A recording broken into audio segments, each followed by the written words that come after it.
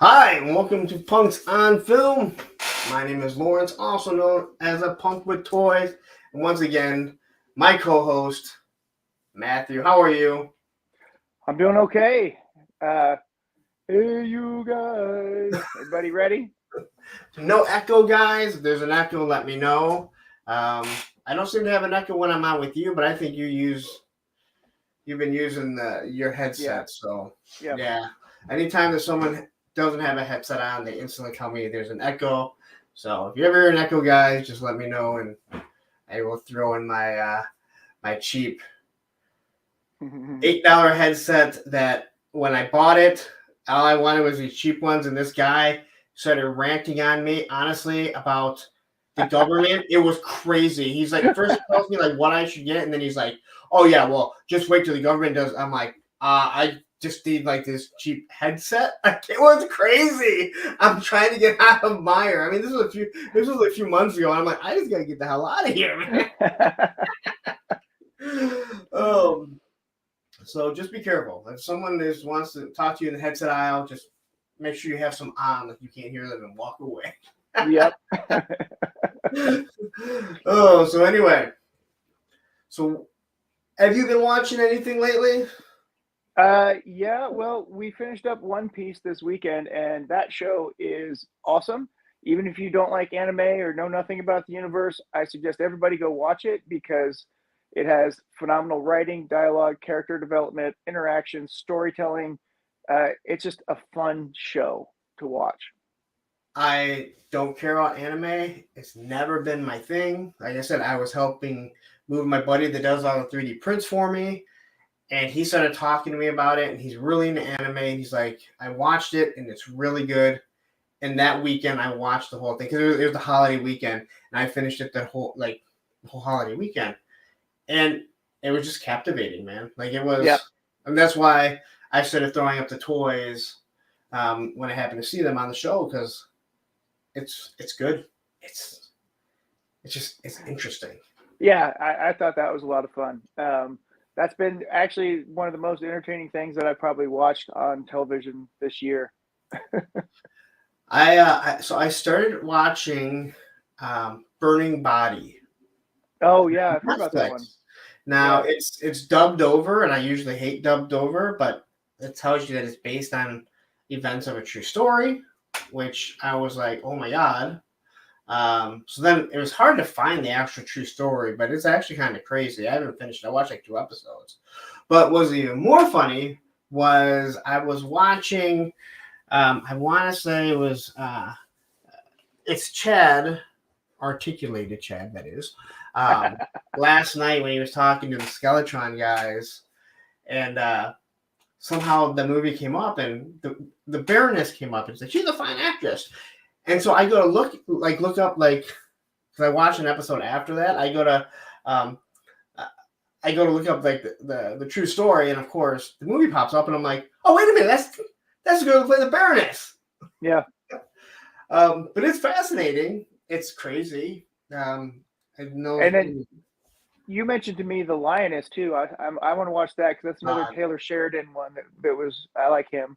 that So. is so good. I've read people say that, hey, you know what? This should just be a one-off. You know, it's okay to Hmm. do it, and you could do a one-off and just be like.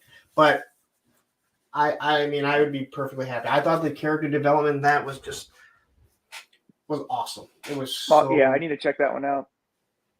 And then I watched. I keep on popping in and watching another episode of Murders Only. Murders Oh Only. yeah. That's such. If you haven't watched that, like the first season is just so good. It's so original, and then you watch the second season, like how can you do a second season? You're like, this is pretty good. And now the third one, you're like, this is just really good. Um, Yeah. but I think we're both watching something, and it's the elephant in the room because I feel like you and myself and the guy that posted, man, I should have pulled the meme up. My other buddy Matthew, that I went to school with, are the only ones that are willing to say about Ahsoka that it's just not a really good show. Nah. The acting is stiff. The timing is awkward. Ray Stevens is the most engaging and interesting thing on screen whenever he's on screen. But this plot is circular and kind of dumb. And then when they took one of my most favorite EU Star Wars characters and they put him in Rebels and they had to water him down and make him kind of dumb because I don't think Filoni knows how to write smart. And then they put him on screen live action with the voice actor, but he's fat and has bad posture, and he lets his troops run around in all jacked up armor, which is nothing like anything Thrawn would allow anybody to do. And probably you're going to find out because all of his soldiers are dead zombie gas bags. But Shh, no spoilers. No spoilers, but okay, yeah. So you're right. Ray Stevenson is amazing. I mentioned before, I believe Rosario Dawson. How you say her name? Rosario Dawson. Now you got me doing it. Dawson, right? She is a fabulous actress. Yeah, I just don't think that she's good in this role. And I don't think that she's bad as. I don't think she's bad as Ahsoka. I just don't think she's really good in this role. I think I don't know if it's the makeup or the direction or what, but it's she just doesn't seem to be working real well with the character right now.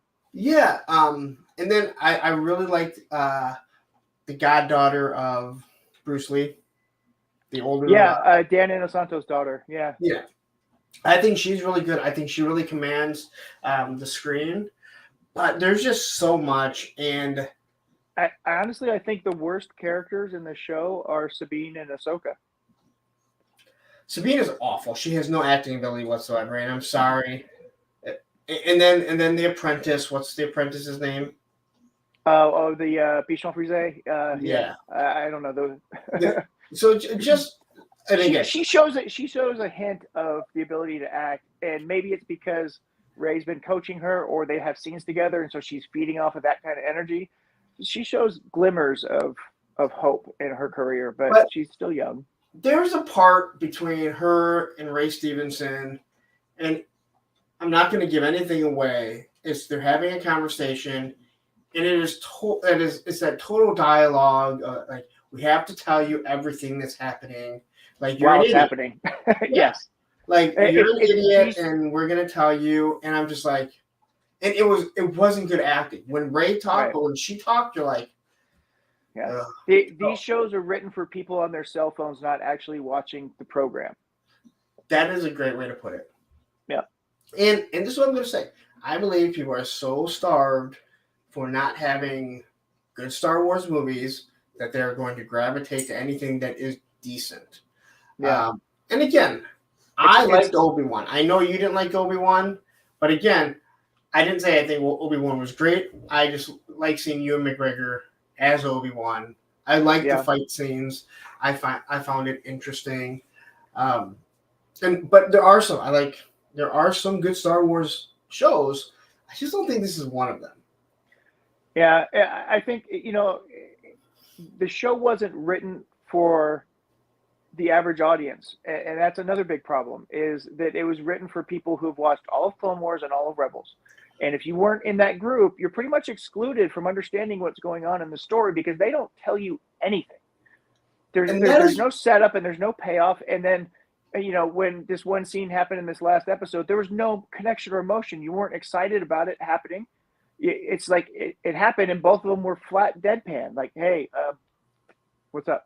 And that is why it should have been marketed more as Rebels season 4, whatever. 5, yeah. 5. Ahsoka, a Rebel story. Like, they're trying to shoehorn all the Rebels characters in there because that's where she was known, and obviously the Clone Wars also. Yeah. And yeah, if that's what you did, okay, it makes sense. And I know with like the Marvel stuff, Feige said, yeah, you really have to watch everything. Yeah. I think Ahsoka's arc was really great throughout Clone Wars. And I think if she had died at the hands of Vader in that Sith temple, that would have been a perfect character arc for her.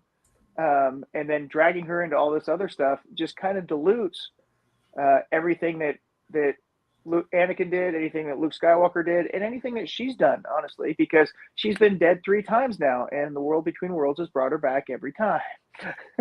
Like you and I think discussed last time on this, or not even on this, 2 weeks ago when we didn't do the show or didn't do a movie, was that the deleted thing for Return of the Jedi was there are many more Jedi from Yoda.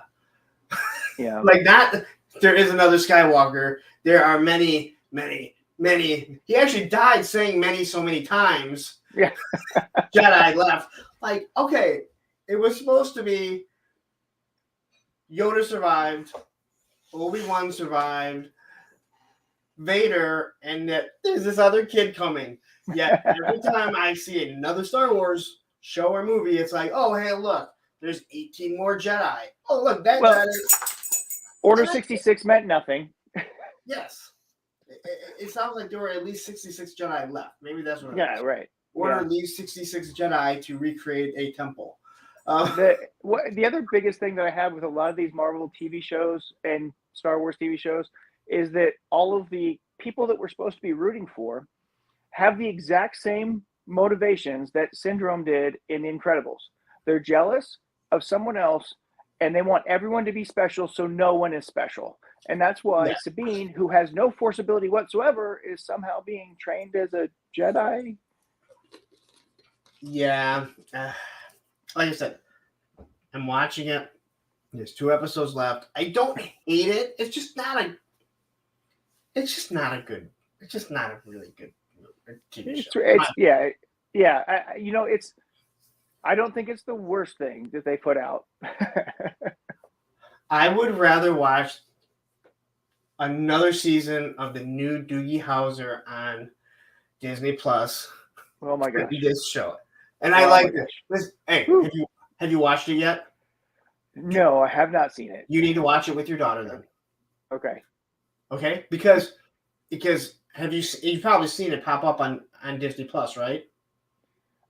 Didn't they take it down and remove it from Disney Plus like they did the Willow show? And no, I think that one stayed up. I know they took down Big Shot, which is with Stamos. My daughter and I really like that. They got rid of. They took down Willow, and all the things they took down were for tax write-offs. But they took down a really good one, and they canceled it. I'll have to think of it later. Great show that my daughter and I absolutely loved. No, the premise of the new Doogie Howser is that Doogie Howser is the TV show. They call her Doogie Howser because she's a prodigy teenager that becomes a doctor. So she's not Doogie Howser. They called her Doogie Howser because of it. Right. And David from Stitch is in it. That's the dad. So anyway, enough about things that we don't like. I guess we can talk about Goonies. You really like Goonies. Talk about the Goonies.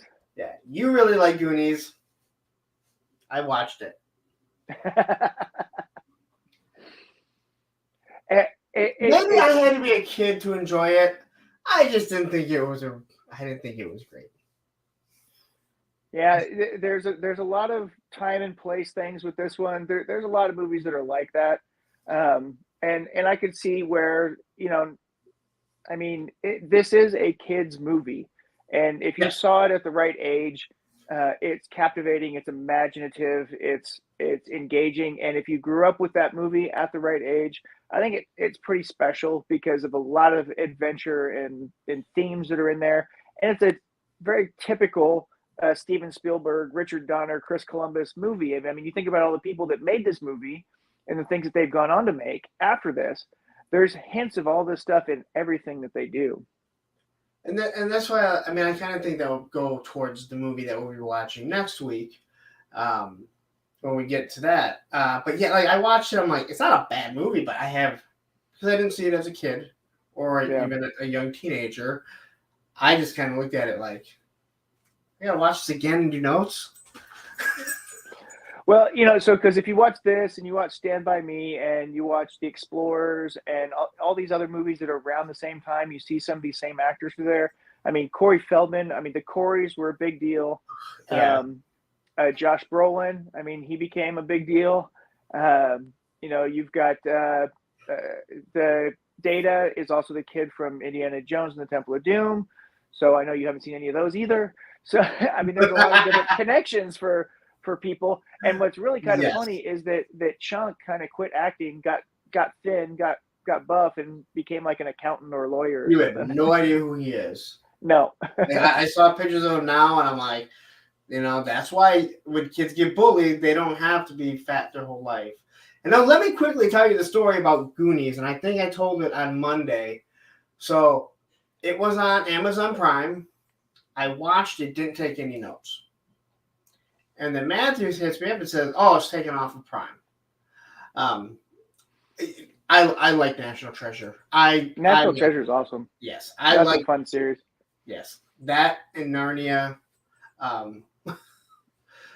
So Matthew tells me, Pee Wee Herman without Pee Wee Herman. So I watch it. Matthew tells me it's taken off. I'm like, damn it, now I gotta buy the movie, right? So I took my sweet old time. I find it at Target. I do that, order it like online, and I have to pick it up. And I ordered, I think, Wednesday night.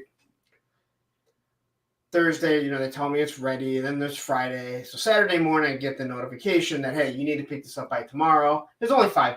So it's not like I spent a lot of money. Right. Not like I'm not going to be able to feed my kids. Anyway, I go pick it up, in the morning, pick it up, boom, come home, whatever, I'm eating. Throw on some college football, and what comes up but the commercial that Goonies is going to be on tonight. So I actually ended up watching Goonies on regular TV that night doing my notes.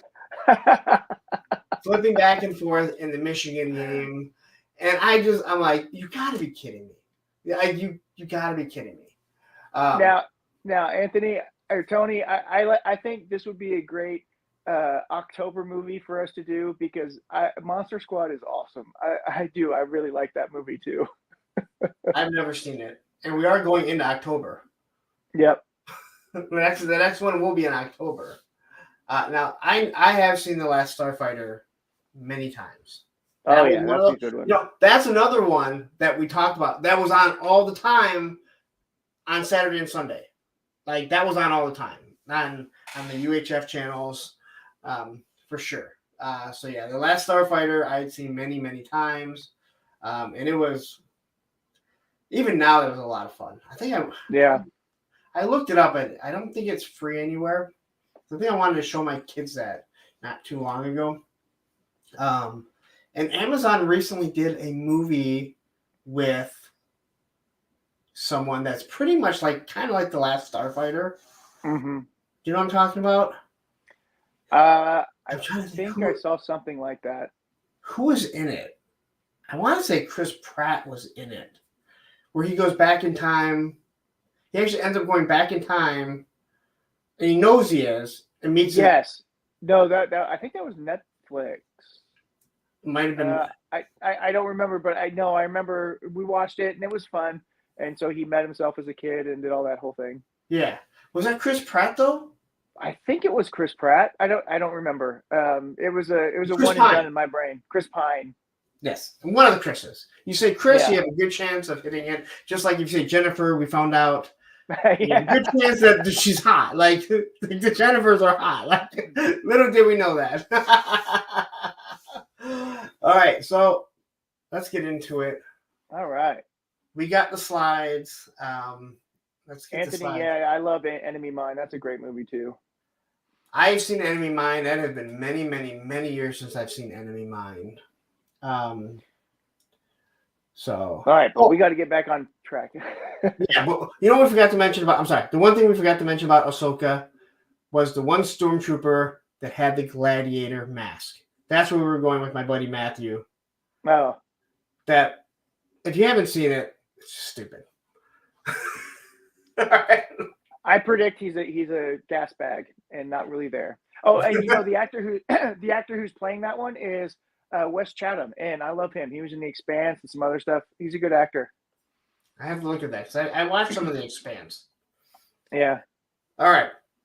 So there's Goonies. It's like the best. I mean, I couldn't find a good DVD cover for it, but this is what I ended up buying anyway. So I never like. I hate when there's a new DVD cover and you can't find the original.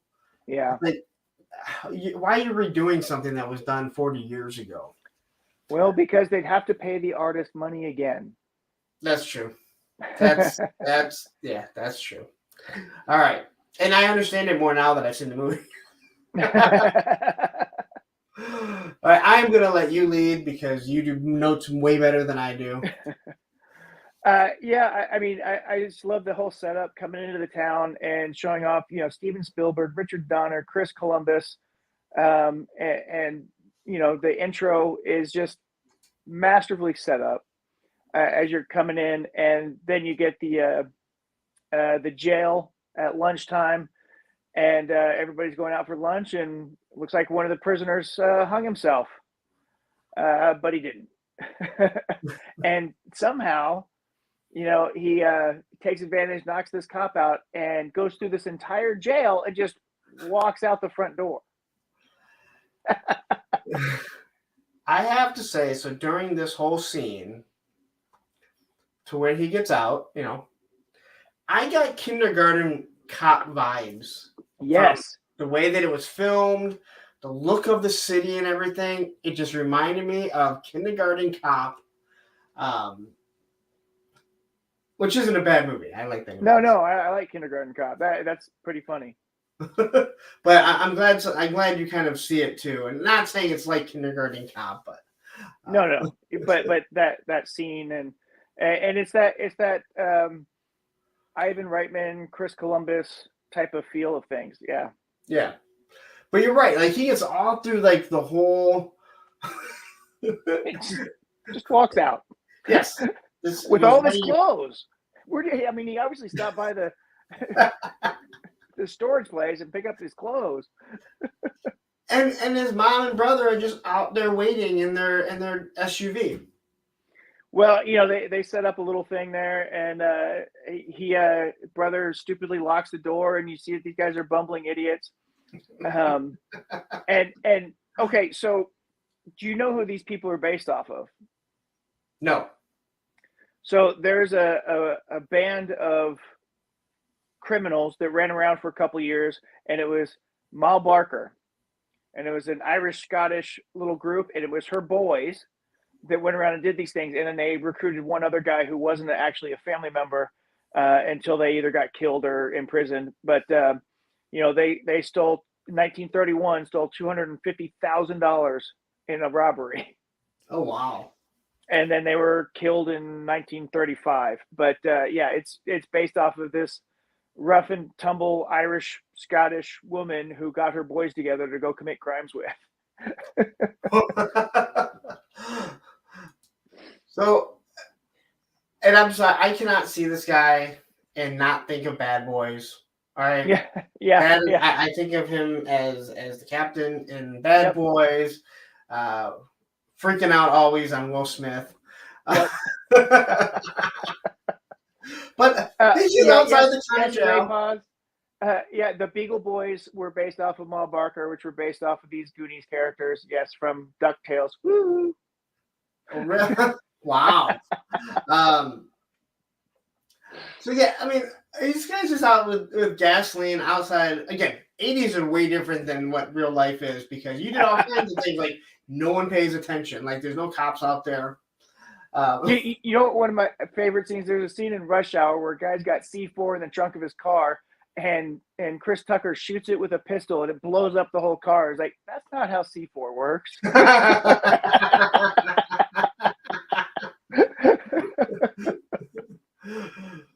But yeah, so he comes running out. The perfect square. Perfect square. I mean, and it perfectly encases them. And you know what? I mean, obviously they got trapped in the Obi-Wan mindset because they didn't walk around the edges. But whatever. even so, like you could have run right through it. Yeah, you could have just jumped right through it. Yeah. But maybe as a kid, you're not thinking that. You're thinking, I'd be scared too. There's fire in front of you. It's dramatic. Though we've seen teenagers and probably been there when they've jumped through bigger bonfires and this. Yeah. But the cops don't know this. Maybe they were scared Right. their bullets would go off if they got too close to the heat. Yeah, probably at the 80s, they probably would all blown up. So we get this car chase, and I have to give the opening credits. I thought this was great. Yeah, it introduces all the characters. And the fact that they all miss some, but the one person that we find out is constantly lying about things. So I was He's able the one to that sees it. Yeah, so I was able to get some of them in here. And I didn't realize this at first that this was the Spanish-speaking maid that they hired. Yes. Yeah. Again, like I don't understand why when people hear police sirens, I mean, even back then they were pretty loud. Why you wouldn't get out of the way or look to see where they were coming? But it would have made for a good part of this movie if she moved. But you see her. And my favorite one is the Corey Feldman one. He's helping his dad with the sink, and they're watching a gangster movie on TV. Dad tells him to turn off the TV, turns it off, and they're still hearing the sirens. And he's like, "What's wrong with the TV?" What made me laugh about this was, as an adult, when the water shoots him in the face, you're like, "That's not how water pressure works. It doesn't come out of the drain. Right? It doesn't. Like, that's not where water pressure comes from." All right. Oh wait, Anthony is saying she killed Selena. Oh. That was that. That's not the actress that killed Selena, is it? That's not the actress that played her, is it? I don't know. You know what I'm talking about, right? Yeah, Bruce is saying yes. Oh wow! I would not have known that. Because I know what movie that is. Obviously, Selena. I love that when it goes back. The guy that played Superman, who played the guy that killed his wife and unborn child. Yeah. When like everyone thought it was him, and like he's like, I'm just an actor that played it. Like, stop blaming me. I didn't do this. Yeah, that happens a lot. People get, yeah. So, and then you see Chunk. Yep, as he's smashing his soda and his ice cream or sandwich or pizza, all over the window as he's watching this. And he sees the bullets, like he sees them shoot it up, which again, I always laugh. Like, the police don't shoot at other cars. Like there's pedestrians.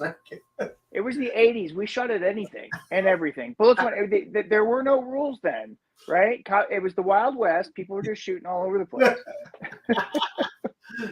Yes. The guy from Lois and Clark. What was the name of that? Peterson, right? Well, Dean Cain was Superman, but yeah, but he plays the guy that they killed Peterson, Lacey Peterson. Yeah. And I remember watching interviews, and he's like, and people come up to me and they're mad at me, and it's like, I was the actor that played it. Like, why do you think I'm walking around? I'm not in jail. Yeah, Tony, we talked about that a little bit earlier with Chunk not getting out of acting, slimming up, and getting to be a lawyer. I thought it was a lawyer. Yeah. He's not chunky anymore. Nope. You have no idea who he is. We get to the trash heap. She's bobbing for apples or something. I wasn't quite sure what she was doing there. Yeah. And they went right by. Doesn't see him. Again, like. Well, then we got Data and his gadgets. You see him messing with his gadgets. And then we get to the arcade with Chunk, and right off the bat, right here, we're within the first couple minutes of the movie, we get our first curse word, and you realize that this is an '80s movie, rated PG, so there's going to be swearing. Yes. But even like it's going on in the background when the girls are doing their cheerleading. Yep. So I thought that was really entertaining. I thought it was a really good tie-in that you're seeing the whole cast of characters. They went right by it. Like that's how small this town is. Yep. That they had a prison there. And then you see the most ridiculous thing I think I've ever seen in a movie is they bring the car chase onto the beach, and Yes. suddenly there's a random rally that's going on the beach there that she just throws her four-wheeler in and jumps in the rally. It wasn't because she tells them Yeah. that She's so got a she plan. knew that this was going to happen. Yeah. What was funny is that hers was just faster than all the other ones that had big, all the other ones that look like they're four-wheel drives meant for this, and hers is just a slightly lifted Jeep. Right. But she just pulls right in. No one says it's like being a marathon runner for the Boston Marathon, and you just run in right before it takes off, and you from the crowd, you just start running with them. But I actually found this very entertaining. A little non-believable as a 47-year-old, but I guess you got to take yourself out of being an adult and going, that wouldn't work. And then finally we meet, we meet our titular character looking out a telescope across the city or the town, bored, saying that nothing exciting ever happens here. And his older brother Thanos is sitting there working out, pumping iron. And the young kid got an inhaler, and tries to use big words he doesn't understand or may not use in the right context. And then he's reading a Mad magazine. And then let's see, it looks like they're packing up to leave. They're all kind of depressed about everything that's going on. And then the doorbell rings. And Mouth shows up. Corey Feldman is sitting at the door. Now, I gotta say, after watching this, I don't know why anyone would want Corey Feldman in a movie or around them because he is so annoying. Throughout this whole, I would have been like, I'm never casting that kid. There has to be some bit of truth to who he is in this movie. Well, yeah. Yeah, so we see Miles show up. Yeah. And you can tell that Thanos isn't a big fan of Mouth. Yeah. Well, and they're talking about it being their last weekend to be together. Yeah, which was kind of odd. Like, why aren't you just hanging out? Like, hey, if it's our last weekend, let's just go hang out. Like, yep. They have to have a get together. Like, yep. And we've got our Pepsi product placements, which have to be in every Steven Spielberg movie.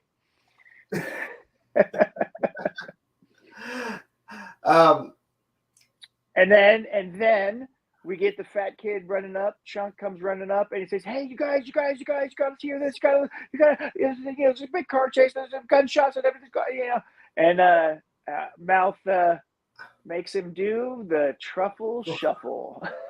Now, obviously, I have seen this, but I didn't realize what it was. Yes.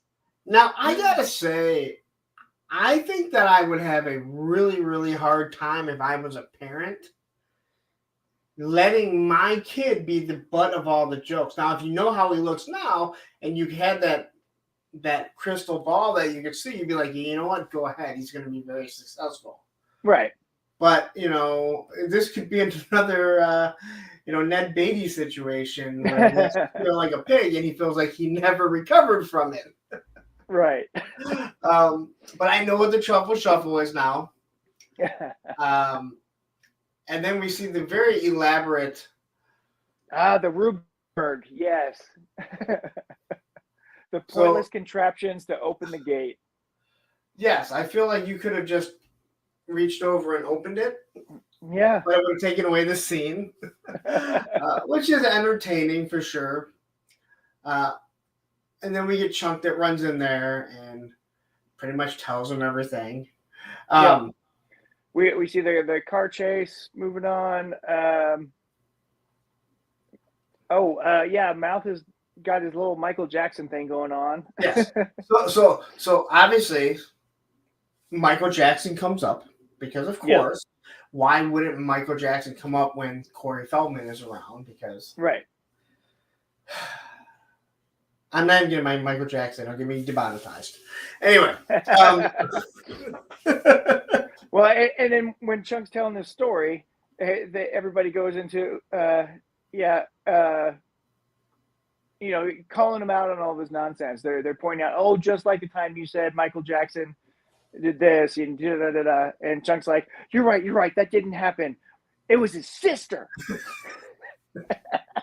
Now, Janet Jackson was not famous then, right? I don't know what year it was, and I don't remember exactly when she became famous, but it was. I was around. It was probably around that same time. Yeah. Yeah, and Corey is wearing a Purple Rain shirt. Yep. Yeah, throughout the whole. Well, I'm glad they didn't have them changing shirts and everything, considering this takes place in like a day. A day, yeah. And then Data with the James Bond music. And you saw his gadgets earlier, and now he's got one more. And he's like, open the door. So they open the door, but forget the screen door. He comes just smashing through it. Boom. Again, they're tearing everything down, so why does anyone care? Right. Still, that was the one thing. And then, before this... Well, then there's talk about where Data's moving, which is Detroit. Yep. And of course, it comes up, as Corey says, it's the murder capital of the world. Yep. Again, we discussed this somewhere else. That is something that will never leave us, even though we haven't had that moniker for quite some time. We're still always remember it. I'll always remember Detroit as the city that built RoboCop. Even though that was shot in Dallas. If we had RoboCop, there might have been less crime back then. Yeah, maybe. But Chunk breaks the statue right before that. Okay, so because they talk about Motown and the murder rate. Yeah, and the Data's moving there. After Chunk, he saved the statue, but broke its member. His mom's favorite part of the statue. Yes. Which I thought this was pretty funny. And I'd seen this part before. I do remember seeing this. Again, this movie was on a lot. I just never watched it. And then it gets glued on upside down. That was even funnier. Because anytime something is broken cleanly, like it fits a certain way. Right. Yeah, exactly. And then Brand brings up the fact that you need 400 paychecks by tomorrow to not have everybody move. So there's throwing out the seeds of what's happening here. Yep. Everybody's depressed because they're going to move and all this other stuff. And then Mom comes home with the Spanish lady. But why is it that, like, okay, you have to move out of here. Now they're in Portland, right? No. They're in a town called Astoria. I thought it was just Northern California, actually. I thought it was Portland. Well, or Oregon. It may have been Oregon, but the town's called Astoria. Okay, so you have to move out of there. Well, why the hell does Data have to move across the country to Detroit? I mean, because if you're being forced out of your home, you have to go somewhere, and maybe there wasn't any work in the town, and they have to find another job, and that's why they had to move, and that's why they're buying up all the property. I don't know. Everybody's got to move. That's just the way it is. It's the story. But they had to move so far away. And then his mom comes home, and they hide this. Along with the maid. They're doing a terrible job of hiding it. Yeah. Now, and this is where I really noticed that Corey Feldman in this mouth, he's basically Eddie Haskell from Leave It to Beaver. Yes. And I could not see that. The way that he acted all nice to the mom. And he's got the comb. Yep. And then he's obviously, because he's the only one that can speak Spanish for some reason. Oh, yeah. And he's saying all these horrible things. Now, again, plot hole. If she could only speak Spanish, how the hell did the mom get her there and like hire her? Right? But, thank God. Yeah, well, maybe she just showed up. There was an advertisement for a job, and she showed up because maybe she understands more English than she's letting on. I don't know. Whatever. She picked up some random speaking Hispanic woman on the side of the road because, that's not racist at all. And maybe that's why you thought it was California. Maybe that's Maybe that is why you thought it was California. She just picked up a random Mexican. Tony probably knows all about that. Mom's comes in, they're talking. Chunk is talking with his mouth full. Spilling chips out of his mouth. They glue the penis on upside down. That happens later on. Mom starts, Mouth says that he speaks Spanish, and so they start going around and they're introducing the housekeeper to everything in the house, and Mouth has wonderful things to say about everything in the house, about if she doesn't do her job right, and what's in the attic. I know you've got that slide too.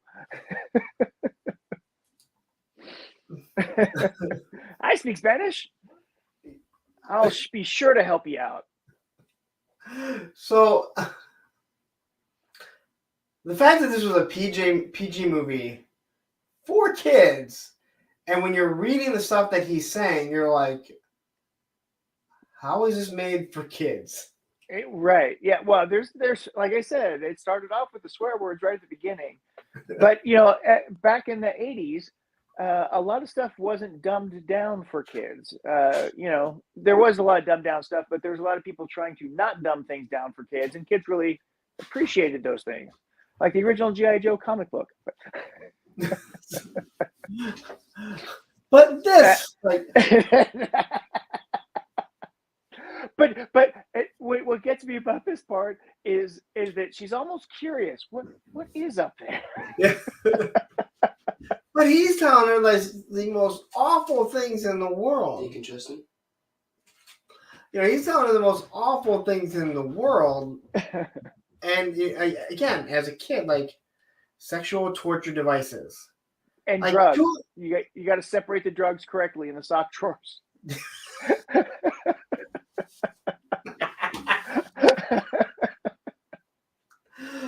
Oh my gosh! Now we know why she went on to kill Selena. There you go.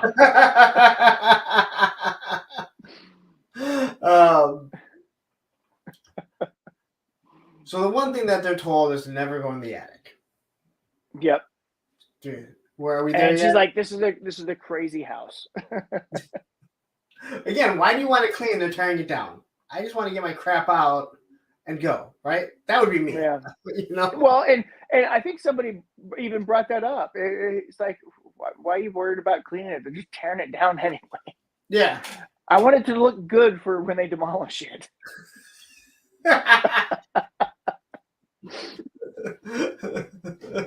Whatever. This woman wants a job. If she's going to get paid, she'll be happy, right? Yeah, she doesn't care. She's like, hey, you know what? You want me to clean it? And then Mom's got to suddenly go back to the grocery store. She'll be back in an hour. And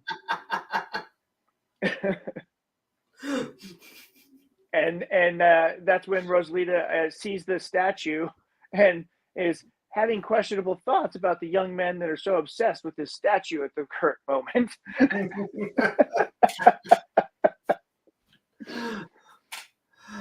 Oh, geez. See, this is what makes this movie good. Oh, yeah. Chatting about it. And then they get into a little spat with Mom real quick, and Mom slaps her son for saying another curse word. Even though they're trying to be realistic with her. It's like, what's the point? And Mom just gives him a good smack across the face.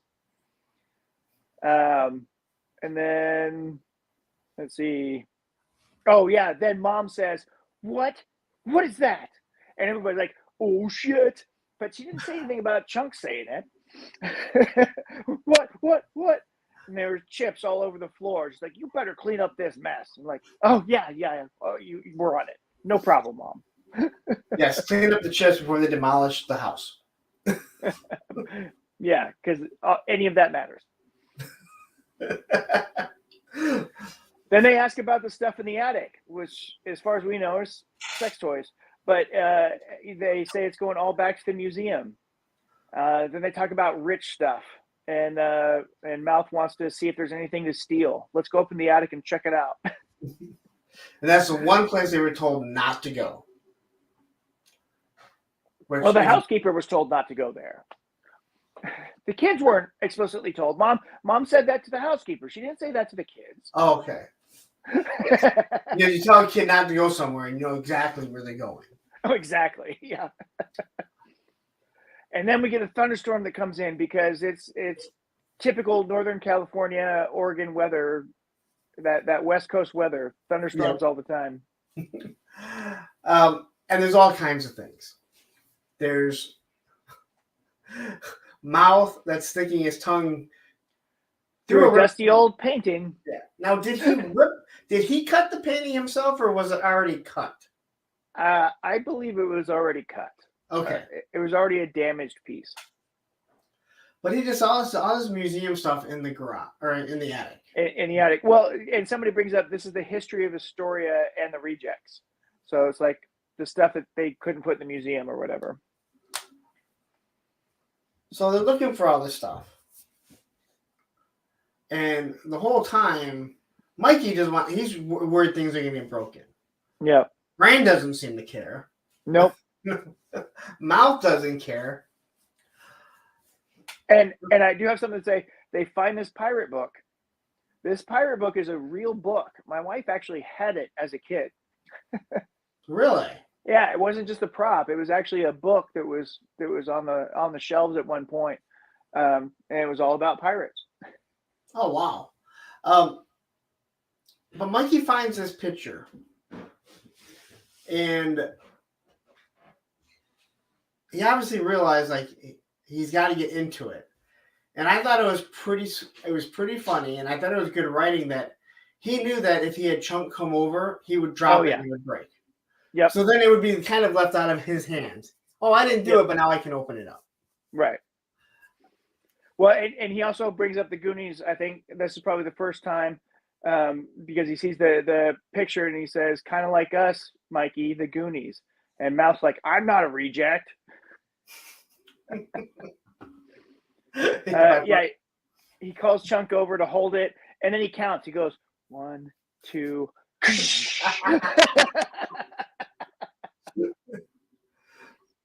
Which, if you don't realize that Chunk is like the klutz and he's gonna break it, you might have just thought like that's what he was waiting for, like he was gonna break it, on purpose. But it's not on purpose; it's all on accident. Right. And then you find the map from 1632, the coastline. This, got the. They're like it's old news. Everybody who wanted to look for it was already looking for it. They're talking about this old treasure map, and that there's this hidden treasure somewhere, and everybody's been looking for it forever, and nobody's been able to find it. So Bruce is asking, this is a real book? The pirate book that they were looking at, not the maps and stuff like that, but they were flipping through a book of pirates, and it had some stories in there and some really great artwork. And yes, it was a real book that was on the shelves in the 70s or 80s.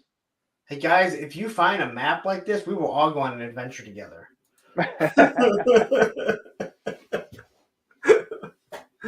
Bunch of 50-year-olds going on an adventure.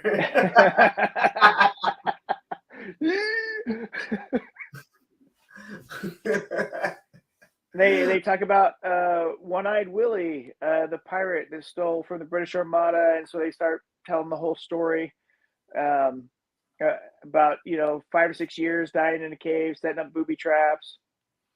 So they're setting up what's coming later, obviously, and then they kind of have a little disagreement about going after it, but they're like, what else are we going to do? Yeah, like, And then, like they realize, like, wow, what else are we going to do this weekend? We have nothing else to do. Let's just go. yeah. Which I think you would, as a kid, be like, screw it, let's just go. Yep. And then as they're fighting about, oh, go ahead. Ray Pan saying that's called a toy hunt. What would we be doing? We find a map to all the Targets and Walmarts in the area. No. Just the ones that have what you're looking for. Oh, yes. We call that brick Pop finder. finder? Pop finder. Yep. Which I did find a $12 grunt today. Hey, man, that's how I found all those Cobra Island figures. I'm just saying. And then as they're kind of talking about it, it's like, Chunk, I believe you. Yeah, right. And then he goes and knocks over another clue. And that's when we hear about Chester Cobblepot. Which every time I hear Cobblepot. Thank you. I'm sorry, that name, I cannot not see. The penguin. Yes, the whole time I kept hearing Cobblepot. I'm like, stop! Like, it's in my head. You know what was hilarious to me? Was one of the best things ever. Is that in the movie Batman Returns, Pee Wee Herman plays the father of Danny DeVito, and in the TV show Gotham, Pee Wee Herman plays the father of the Penguin. Oh, he does. That's right. That guy was a perfect Penguin. Oh yeah, Gotham. Yeah. I thought he did a great job with that. Second season was kind of a miss, but they finished rather strong. I kind of like that show a little bit. Gotham had its flaws, but it had some really good casting.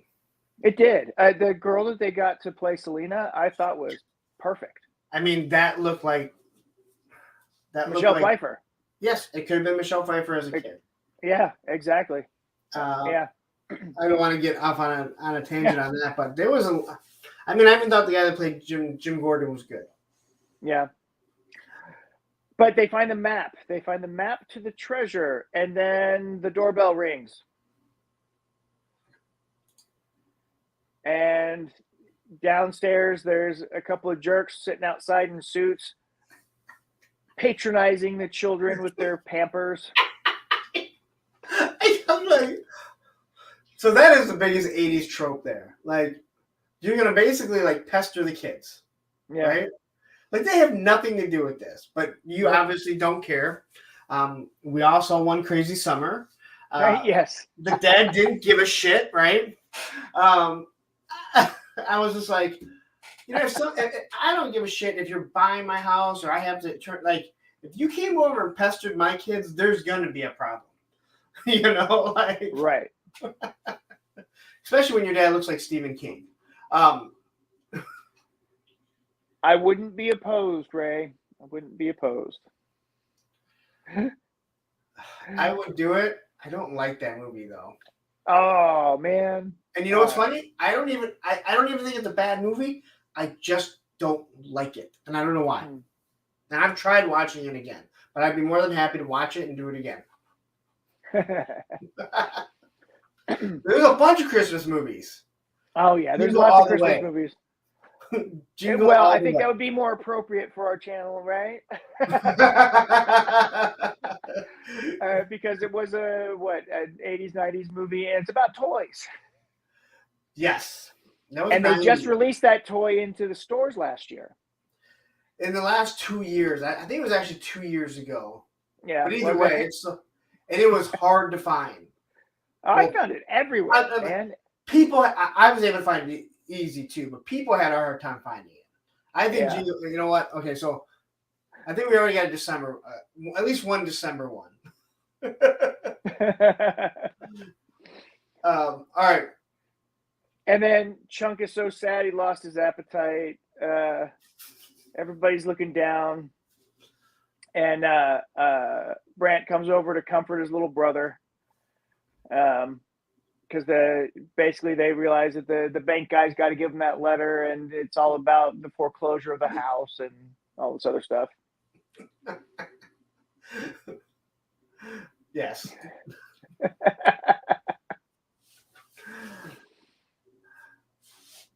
All right, and then go on. Well, it's like, yeah, it's just like we're getting back to the point where the kids are just convicting and coming up with their plan, and Brant's like, "No leaving. Mom's gonna ground you," because he's in control, or supposedly. And then they had the music video that was made for this movie playing on the TV. Yes. Cyndi Lauper. She was everywhere in the 80s. Oh, well, yeah, but she made the music video specifically for this, and she got all those WWF wrestlers to be in the video. Yep. It was awesome. And then the kids come up with the plan, and they're going to use Brant's exercise equipment against him. Tie him up. So as I watch this, and as someone who's worked out many, many, many times in my life, I've never used one of these things. I know what it's for. It's obviously to simulate doing flies with your chest, right? But he's pulling the springs, and I'm watching as he's coming back. It gets to the point that there's no tension, and he's coming all the way back to his arm. And I'm like, there's no tension on it? Like why are you still going? Thanos doesn't know anything about working out just yet. He's still got pink skin. It hasn't turned purple. So they decide that they're going to wrap him up. And which is so ridiculous because first off, those springs aren't going to hold anyone. You know what? Hey, man, did you know how tight those springs actually were on those things? They were nasty. And you know what? They rusted real easy, but they also pinch the crap out of your skin if you got them caught in there. And if you wrap that thing around there, man, it doesn't feel good. Yeah, but not for the ones he was doing because there was no tension. I mean, the thing started 4 feet, so how's it starting 4 feet and you're going to get anything out of it? So they wrap it up. They take off. And what does Mouse do? He deflates Brant's bike tires. Yes. And they're like making a big deal about it. I mean, it looked like they did the stem and everything.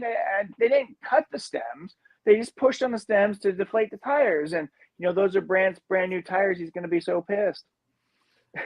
Yeah, I laughed at that too because I'm like, you didn't ruin anything. You just deflated it. Yeah. And it was brought up, obviously, that he did not pass his driver's training test. Yes, that's right. It did happen earlier. Yeah. So obviously he can't go drive after them. Can't go driving after them.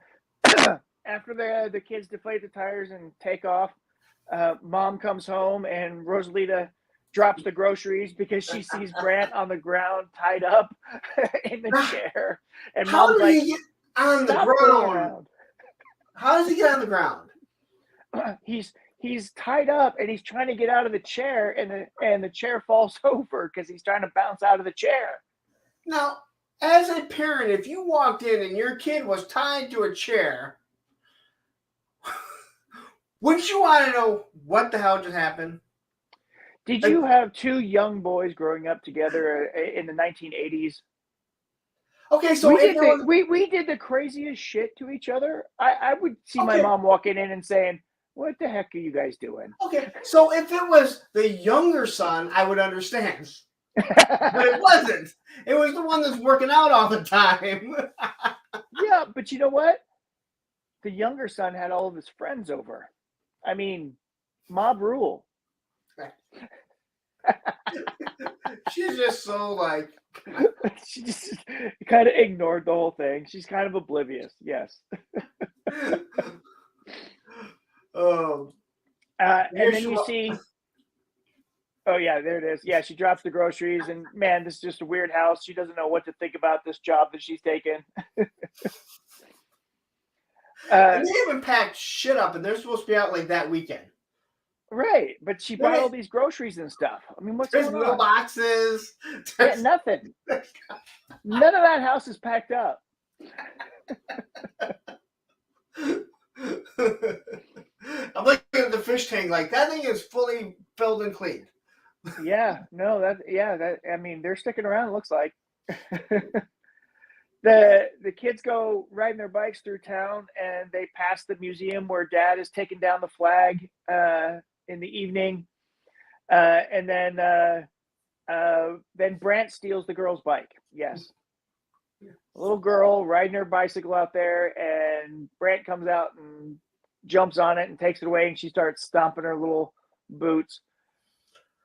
I don't know if you've ever ridden a bike that's too small for you before. That's tough as hell. Yeah, it's kind of like when you get on a tricycle when you're like a teenager and you realize like how it doesn't fit anymore, or you get on a Yeah, big wheel, yeah, and even as no, a really small guy, like your knees just they don't work because nope. and it has training wheels on it too. And I don't know if you ever rode a bike with training wheels, but it's not easy because you can't go back and forth, especially when he's a grown man here. All right. Yeah, yeah, pretty much. He's a grown man here. And to think, so the whole time he steals his bike, he doesn't come by one other bike that might fit him better that he could steal. Right? I mean, all the kids took their bikes and flattened his tires, but this is right outside their house though, so he's just grabbing whatever's Yeah. there. So wouldn't you think this would be right outside this little girl's house, and the dad would come out like, maybe they No, were you actually. remember? Hey, you remember growing up in that time frame? The kids just said, "Get the hell out of my sight," and just That's let true. you run around and do whatever.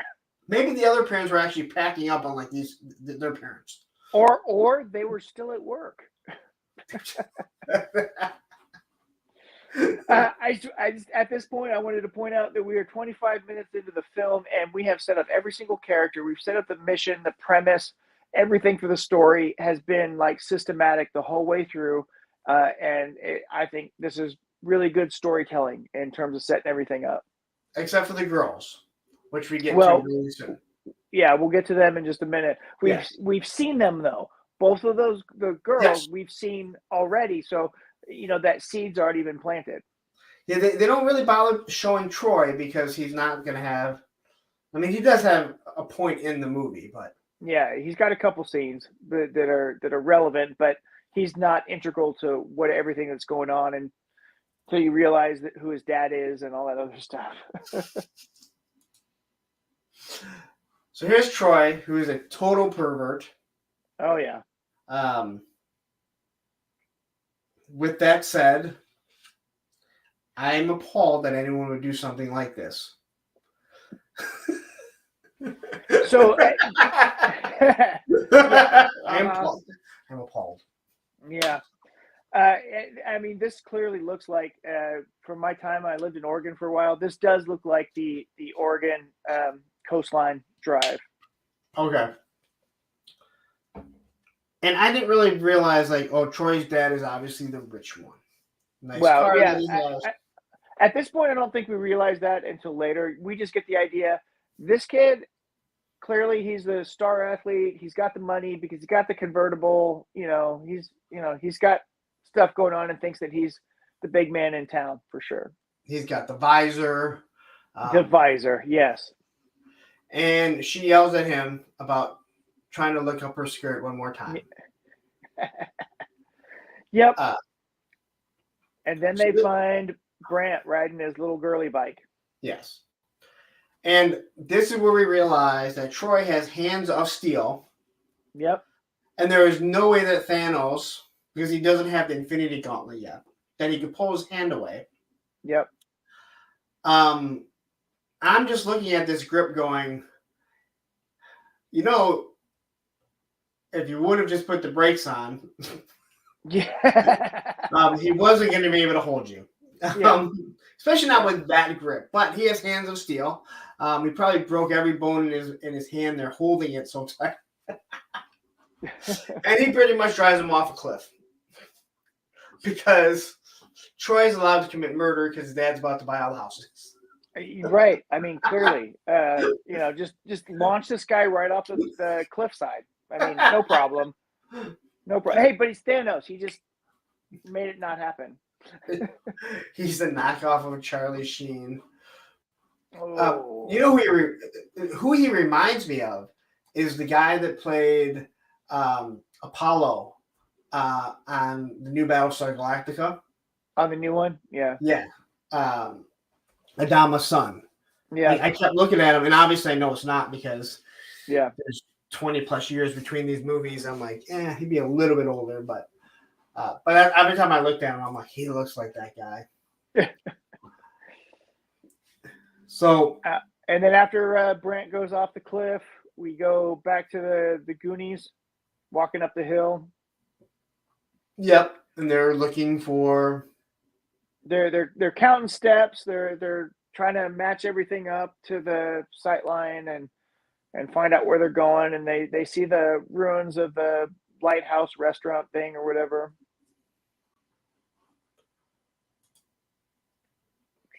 Okay, that's too far. And then they're checking the map.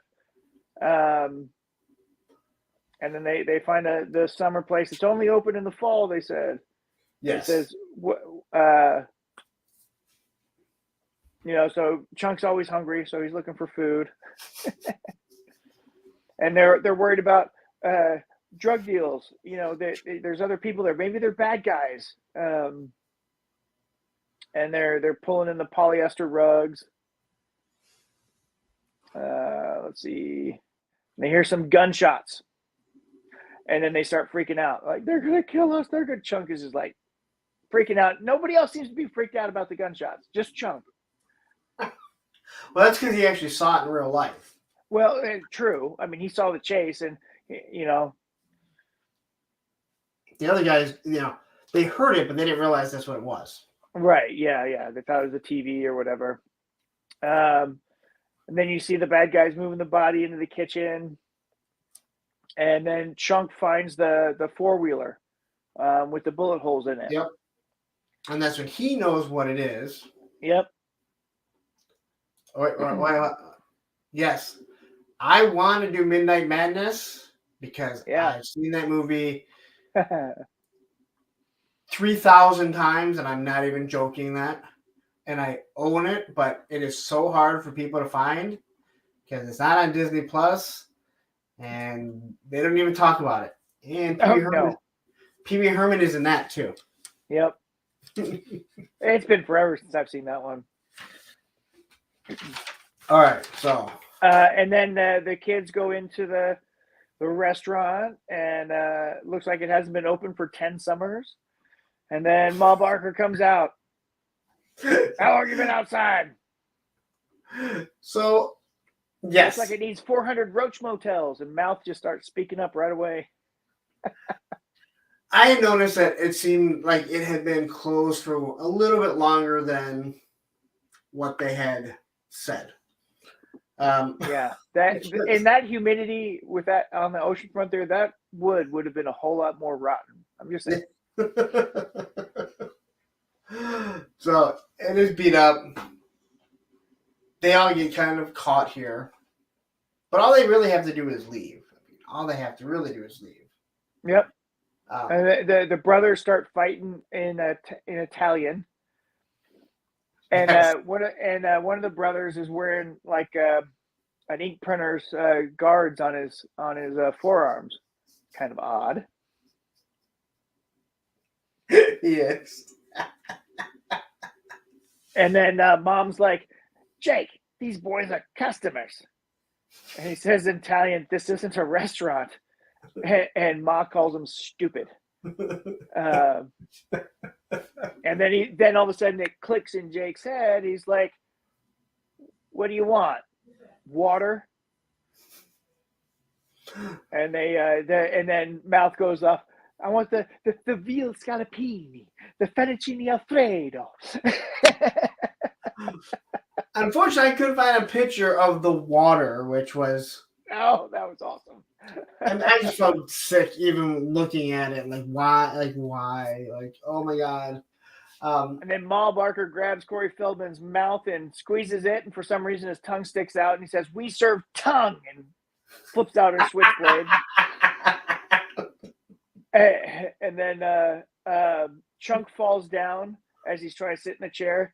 And I do want to let you know, as a piece of trivia, that fall was real. Okay. It was not in the script. It was not planned, and that's why everybody's like, "Oh," they're like, "Really? Are you okay?" Because he legitimately fell out of the chair. Oh man. And then Mama brings the water. Yeah. It's just. And then was it Mikey?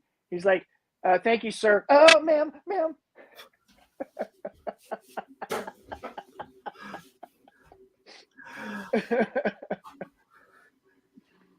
And he says, "This is what you call water? It's wet, ain't it?" I think I've seen Throw Mama from the Train one time, but that's all I think of her from. That was her quintessential role for sure. Yeah. I love this Goonies character that she plays, but every time I see her, I think of Throw Mama from the Train too. Yeah, like I said, I think I've seen it one time when I was younger, but that's how I just know her. It's Throw Mama from the Train. It's a funny movie because it brings up a premise that I see throughout other movies later on, where it's like, "Hey, I'm going to hire you to do this, and then I'll do this for you." And so they're doing opposite crimes for one another, which is actually stuff that happened in real life, which is really bizarre. But anyway. It's called Horrible Bosses. Yes. Which, if you haven't seen that is an amazing movie. Yes. Even if you watch it just for Jennifer Aniston. Well, why else would you watch it, right? We're talking about that movie quickly. I just love it. Horrible Bosses. They're both like, "So your boss wants to sleep with you, and you're upset about it?" They're like, "How is this the problem?" Anyway, yikes! Get in trouble for that one. And then Mikey, all of a sudden, he really has to pee. He's got to pee. Yes. And then so they finally get. Chunk's like, Mikey, this isn't the kind of place you go to the bathroom in." And Mama's like, "Why not? They got Daddy Longlegs and dead things." As they move the body down in the basement. And then Mouth starts teasing him by pouring the water.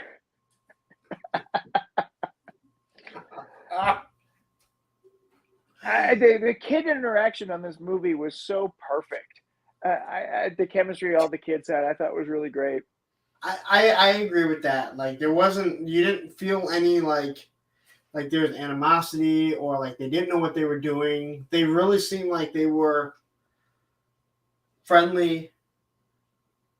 You really got that feeling that Bran, who obviously was older, was annoyed by them, but at the same time cared about them. All of them, not just his brother. Yeah, you saw that from the beginning when he was comforting his brother on the porch and dragging him off. Yeah. And even when like Mouth is making fun of Chunk and asking him to do the truffle shuffle, the one you would think is the bully that's working out, he's like, "Dude, stop it," Yeah. So. Yeah, so they set up, good characters for all these people. Hey, these are the good guys. These are, they all have qualities. And then, he gets instructions explicitly, stay to the right. And it's like, okay, go down the stairs. And he pulls out the map. He sees the older brother and mobster.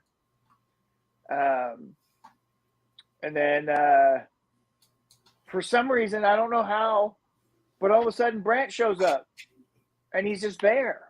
Like, he walked in the back door in the basement, like there's another door or something. As far as we know, there's one entrance and there's a window in the basement. And that's about it. But all of a sudden he shows up there.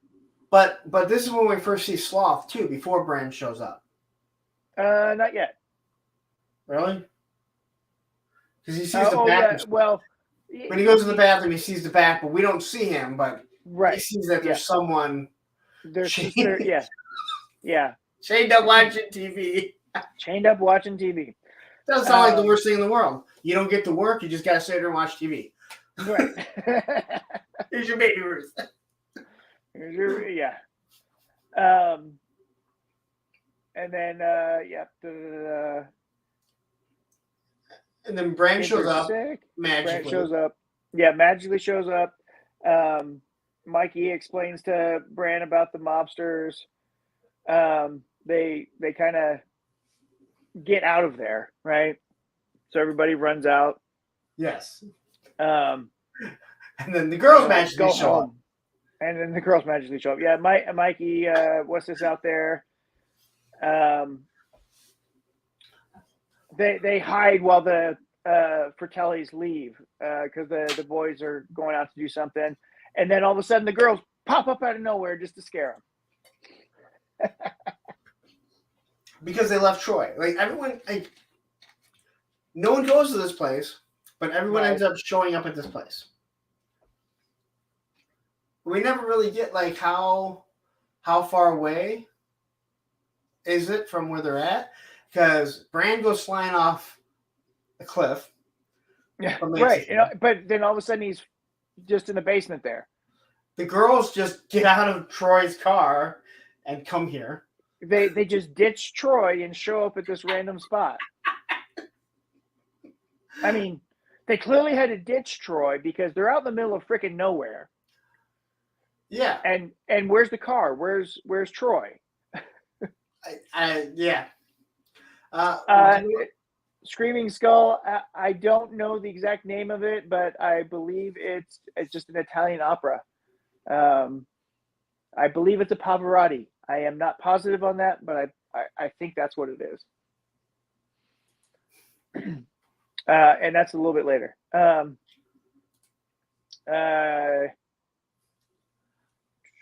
Mirror the girl, Andy. We find out that the girl's name is Andy.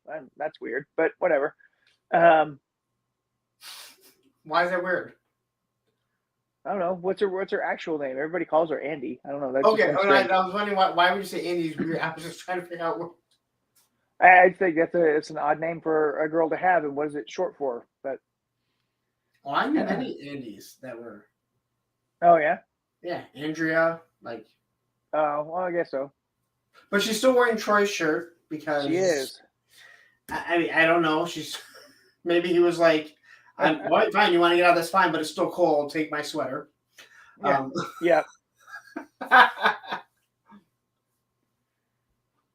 Yeah. Well, okay. So Andy kind of explains it because they ditched Troy because he was looking down her shirt. Yes. Then they try to get back to in the cabin because everybody's left, I guess. And then Mouth starts teasing Chunk because the door's locked, right? So Mouth starts teasing Chunk and making fun of him, and he gets him all pissed off, and he steps out of the side and lets Chunk just bust through the door. Because he's that big and fat. Because he's like a juggernaut. You get him going, you just can't stop. It's like now we have Thanos and the Juggernaut in this. Hey, there we go, man. I mean, we got our Marvel movie. And Rudy. And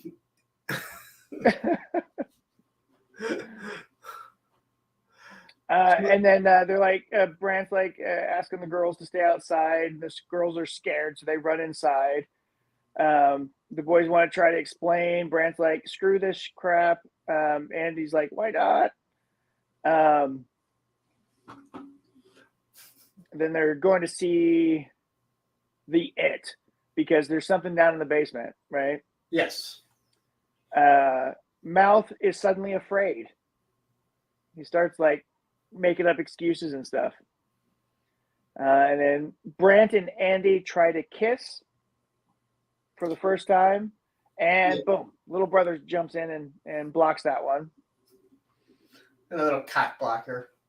And then Chunk finds the water cooler. Yes.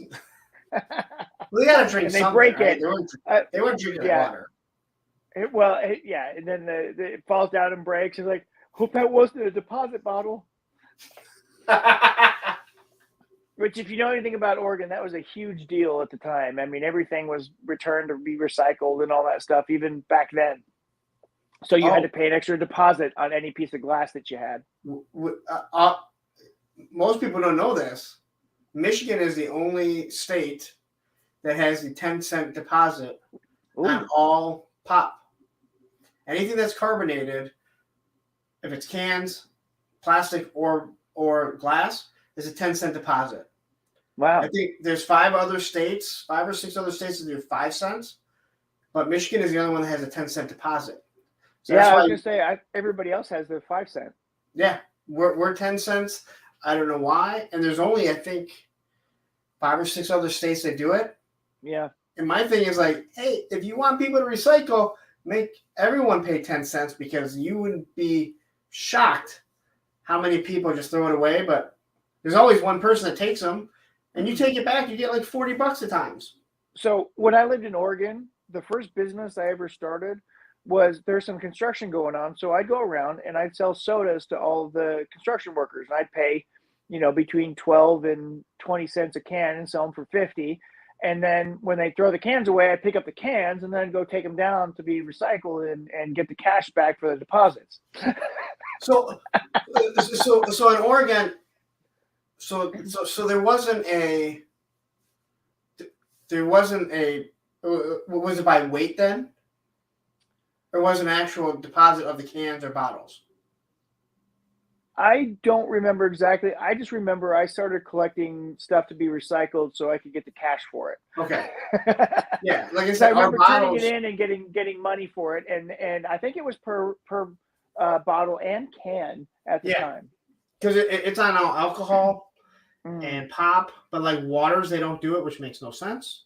Right. Even if it's like Aquafina, which is bottled in a Pepsi bottle. Factory in Houston. It's bottled in Houston. Yeah, and they're actually in. I mean, they're in the exact same damn bottle as. Yeah, Pepsi. It's Houston tap water. Just so you know, most of all those Pepsi stuff, that's Houston tap water. But yeah, so yeah, that's how we do it here, and we're the only ones. And before everything was like, you scan the barcode, people would bring stuff up from Ohio. Yep. Especially if you live right there on the border, you bring it up and you get your 10%. And I know that's more reason to hate the red, right? I know my friends, when they before everything is crushed now, but behind Meyer, which is the big Michigan thing, at night they would throw it out there, and they would come pick it up. My friends would just go back there, grab a couple bags of them, and then go up to the front and turn them in and make like $40. Yep. All right. So Chunk breaks the water cooler. Mikey's looking for the buried treasure. Brant's like, this is the 20th century. We're not going to find this stuff here. Pour chocolate all over Mouse like, hey, let's pour chocolate all over the floor and have just Chunk lick it up. He'll eat his way right through. And that's when Chunk breaks the water cooler.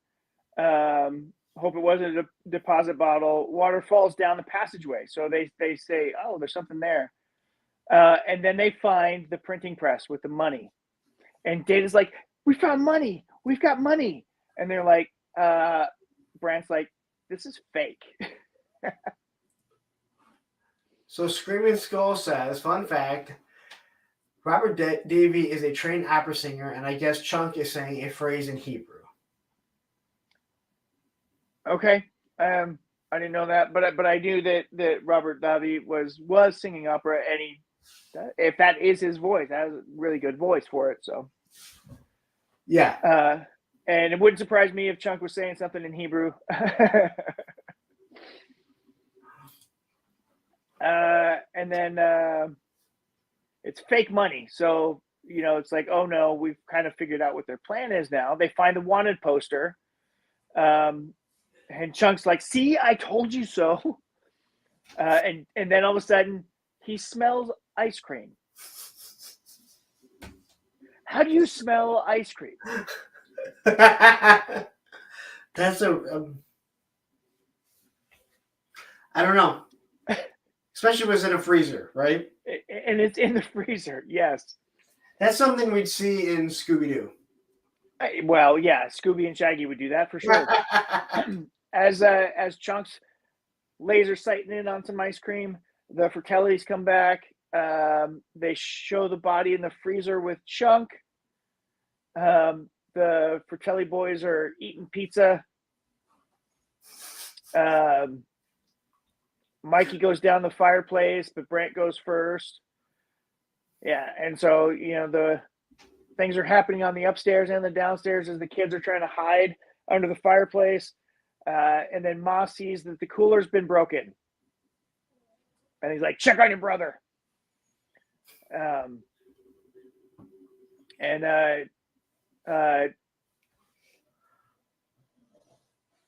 Chunk gets out of the freezer with the dead body. As he was freaking out because there's a dead body in there. And they tell him, go to the police, as they're kind of running down the escape there. And he goes out the window, and the kids go down into the tunnels. And then Ma's like, get the body. And so they gotta, yeah, it's freaking out with the dead body. Yeah, that was when they first came in. And hey, this is another Stand By Me moment. There's the dead body.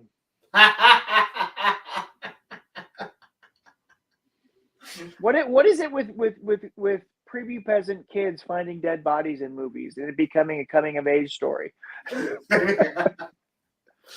don't know. I didn't find any dead bodies as I was a kid. I saw one, but that was different. Yeah, I can't say I've seen a dead body. Well, I've seen a dead body, but yeah, I have another story that I'm not going to tell. Not here. Because that's not for this stream. Yes. No, I have another one. Maybe I'll start doing some after dark shows. After dark. That means you guys stay up that much later. Maybe I just do like a late non-Monday, Thursday show for channel members one day. Now, for the life of me, I can't remember the geek girl's name, but she loses her glasses. I can't. Brent seems that he takes charge. He starts like being, he's the older guy, and so he starts like saying, "Hey, let's do these things." And Data pulls out his tools, and bam, he's got lights. Well, listen, Brent is okay to take over because he didn't have to drive anywhere. Right. Because he didn't have to drive anywhere, it was okay. Yeah. And then Data's got his lights that promptly run out of battery juice. Tales from the Punk. Yeah, that's the name of your show. No, Wade, I am cut. Oh, hey, yeah, TMI.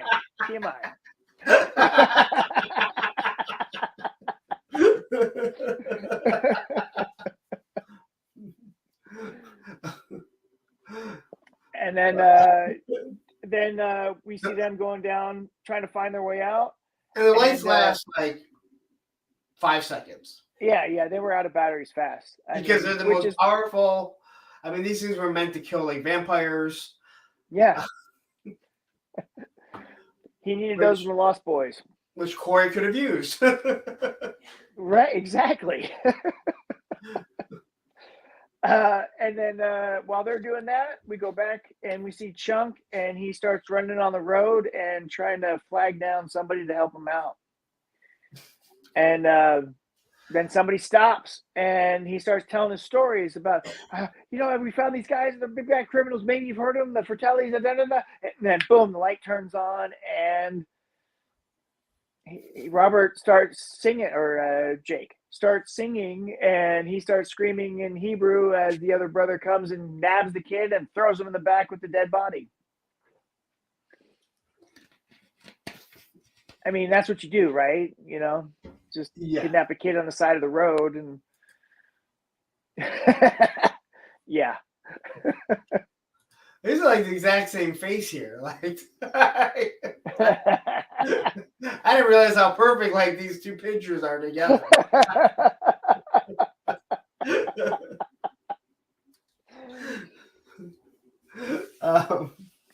Yeah, but they throw him in the back, and of course, the dead guy is back there. Yep. So poor Chunk is just always around this dead guy. Boy, he's got a story to tell now. Nobody will ever believe it, but he's got a story to tell now. Wait. And that is a really good call. I can definitely see why someone might think that. you know what? To me, he looked like he could have played a young John Candy. I'm just saying. Yeah, I could see that too. You know, and then we get to making some noise, and then the kids find some pipes, and there's a water fountain. How far is this tunnel? Because this thing's in the middle of nowhere. Middle of nowhere, and then all of a sudden they're underneath the main structures of the town. And I mean, which direction are they going? Because they're not going towards the shoreline, so they're not going towards where One-Eyed Willie's stuff is. They're actually going right in the middle of town. So how come somebody didn't find this stuff as, I don't know, a plumber or an electrician or somebody who built this stuff would actually know about all this underground stuff that's here? I mean, somebody would have had to have found it between the 1930s and the 1980s. And if it's that close to all this other stuff, wouldn't that restaurant be open all the time?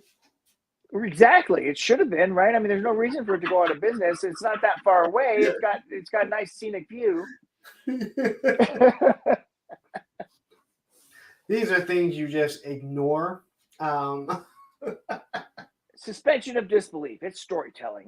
Yeah. And then we go to the showers with a bunch of naked old men with soap on a rope. And then we get Troy. Goes into the country club bathroom with his Guns and Ammo magazine, which, you know, there was another magazine inside there. And the kids are messing with the pipes, and man just shoots him right off the toilet. And after that, he yells for his dad. He yells for his daddy. So when you think about One Crazy Summer, yes, that kid and dad played like the exact same character. Yes. Like, even the way he stands at the end of everything, like, yep. Okay. Yeah, like that's the feeling that I get. Like, they're the exact same character. Yeah, there's a lot of that carbon copying of character stuff. Yeah. And then based on all that stuff, water pressure starts breaking down in the tunnel, and they're like, freaking out. And then we go to. That's not how water pressure works, but. Well, yeah, whatever. That. And then we cut to the torture scene. So this part made me laugh. All right. Yes. When they say tell us everything, and he starts from the beginning. And the thing you have to think about is that we have seen so many TV shows and movies where they say start from the beginning, and they start from the beginning. But this was so long ago that it's before any of those things. And I'm sure someone else had already done it. But like, you think about this, and how else would a kid think? Right. That's exactly how he would think. And he doesn't start from like when he was like first born, you know. Like, it's not some over-the-top comedy, but he starts from, like, really early, and he's just talking about the most crazy, outrageous things. It's funny because, you know, Mama pulls out the food processor, throws some food in there, and grinds it up, and they threaten to stick the kid's hand in there, and he's like, you know, tell us from the beginning. And he says, from the beginning, in third grade.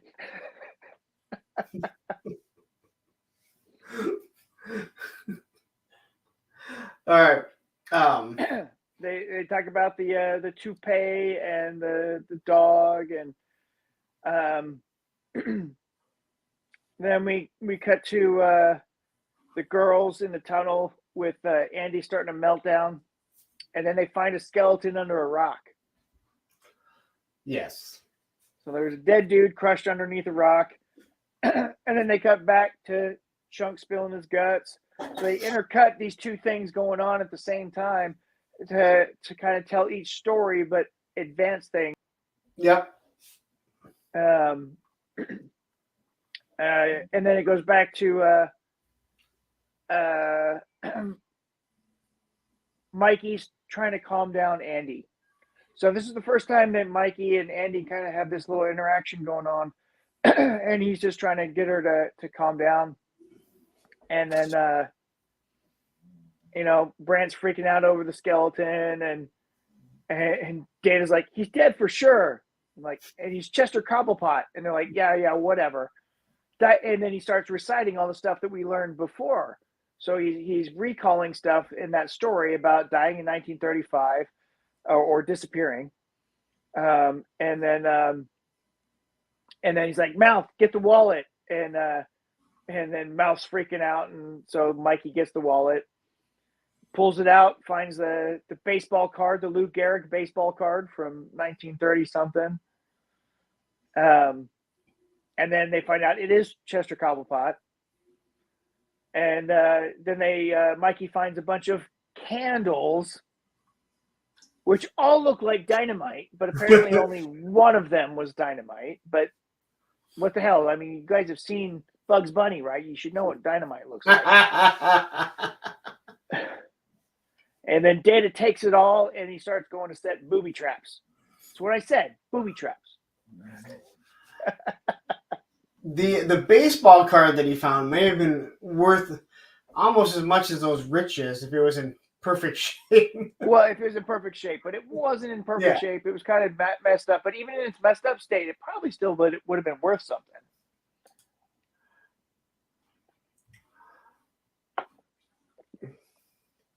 So, look at these pipes, guys. Yeah. Which, again... And then Mikey finds the skeleton key. And then he finds a rope. He says, hey, guys, look at this. And he trips another booby trap. Dumbass. There's and a wallet. Then they sing the hanging boulders, and they're like, run! And then as they're climbing over the wall, Mikey goes back and grabs the lantern, takes it back with him. And then Brant hears something, and the geeky girl has her line of importance here. Besides with Mouth later, it's like, God put that rock there for a reason. I'm not so sure you should move it.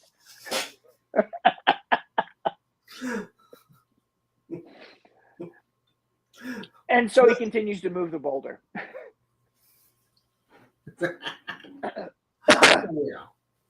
And bats fly out, and even as a kid, my first thought was almost like their first thought, because as all these bats are flying around, what does the geek girl scream? Rabies! That would have been my first thought too, even as a kid, about all these bats flying around, is getting some disease.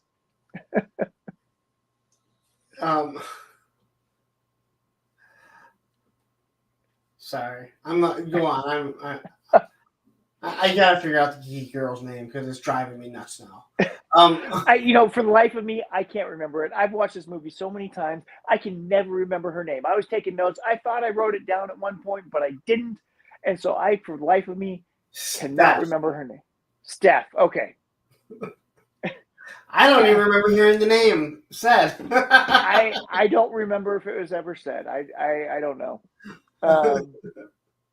And then right after the bats come flying out, we turn back to Chunk, and he says, but the worst thing I ever done. And then he goes into this story about the fake puke, and how he brought it to the movie theater, and he went,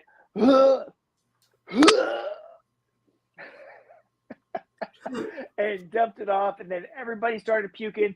And it reminds me of a scene from another movie, and I forget what it was, whether it was Porky's or something like that, where they had a pie eating contest, and everybody was projectile vomiting. But I love how Jake is like, he's I like liking this guy. kid. Yeah, he's like, I like this kid. And what I gotta say about this is when you look at the three of them, Jake is the one that looks like he would be the sadistic brother. Yeah. And he's not. He's the Yeah. one that actually, like, you could tell he has like a caring bone. Yeah. The other guy, he already knows that he's going to have to deal, with Will Smith and Martin Lawrence and get annoyed. So he's already annoyed in life as it is. Well, it's because he's got to wear that damn toupee all the time. It keeps falling off in this movie. And then after he tells that puking story, Ma's like, forget it. Puree. He's like, no, I'm too young to die. I want to play the violin. And so he's begging for his life, and he wants to play the violin. Okay. The funny things that we say. And then the explosion from the fireplace happens, and then all the bats come flying up, and they realize, oh, wait, he might have been telling some of the truth. And Chunk yells, run, Mikey, run. They're coming for you. Which they'd have to be pretty far away if they're under the water pipes because there's nothing around this place. Well, he doesn't know where they are. He doesn't know if they can hear him or not. And honestly, he shouldn't have said nothing, but whatever. And then we go back to Data. And he makes the comment, if we keep going, we'll end up in China. Had to have the Asian kid say that. And then Andy and Mikey hold hands. So they have another little bonding moment there. Then they find the waterfall, the beautiful waterfall with all the coins at the bottom, and they realize it's the wishing well. And the geek girl Steph, is like, we can't take this. We got to leave it back. These are people's wishes. And Mouth is like, this one right here, this is my wish. And it didn't come true. So I'm taking it back with all of these. These are all mine now. But, he has this kind of emotional moment where he's like depressed that wishes don't come true. And that's not reality. And this could be all the treasure we're going to get. So I'm taking it. And I got to say this. When we were in Disney World and Universal, there's a few places where they toss coins. And my kids were like, especially my daughter, like, that's a lot of money. I'm like, it is. Who does that? Especially like the small world. Like, yeah, you're looking down going, that's a lot of money. How often do you guys drain this place? And I was going to say, they've got to clean it out every couple months, I'm sure. You would think so. But there's there's coins all over, like even on like I-beams and stuff when you're walking through it. Yep. And then we have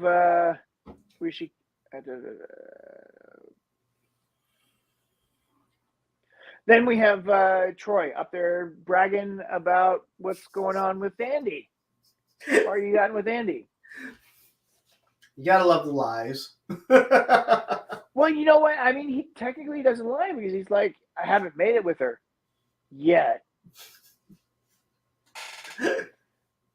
And so they're teasing him or whatever, and so he tosses his coin in to make his wish to get with her, and then they start yelling, and they find out, and they hear Andy's voice. Out of all the people yelling, all the Goonies who are yelling, they hear Andy's voice.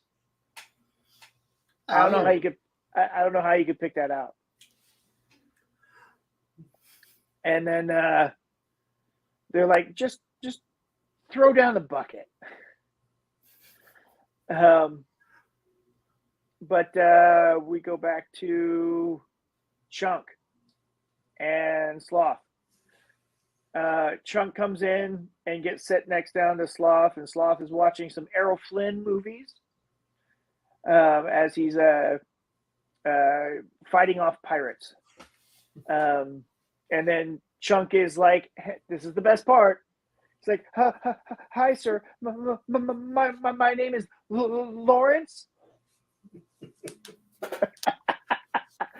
So you're Chunk, right? I am. More so these days than before. Oh, gotta hit that gym. We gotta get back to the gym. And then there's a small hole. It pulls through. You go fast. But yeah, so they have their little interaction there. Then it goes back, and Troy brings the bucket down. Mikey starts reviewing all the stuff that they have. He's like, "We got a chance. This is our time. This is our time now." He makes his big dramatic speech. And then they're like, maybe Chunk already got to the police, and it's like, maybe Chunk is dead. Whoa, that's a little dark. But, I mean, fair, considering this, if they're thinking real life. It says, never say that. Goonies never say die. And he's like, well, I'm not a Goonie, and I want to go home. And then that's when he gives his rousing speech and stirs everyone's hearts and hormones, I guess. I don't know. And then they send up Troy's jacket in the bucket. And then Troy's furious, and he's like, Andy, you Goonie. Yeah, exactly. Screaming. I just love that, like, they know there's people down in this well, and they're just like, you know what? Screw you. We're done. We're leaving. No one has a good sense in their body, not a good bone in their body to go, we need to go tell the police. Hey, you know what? They refused our help. And we're the rich kids. We can do whatever we want. They refused our help. We don't have to say anything to anybody because we offered to help, and they said no. So they're fine. So did Baby Jessica, but they still say Baby Jessica. You know Baby Jessica well because you're from that area. Yeah. Jim Rome, it comes up on Jim Rome, and I had to look it up again to remember exactly. And I was like, I remember this story. Like, and then we go back to Sloth and Chunk, and they're watching some TV shows, and then Chunk has a Baby Ruth candy bar, and he offers it to him, and he drops it, and Sloth freaks out.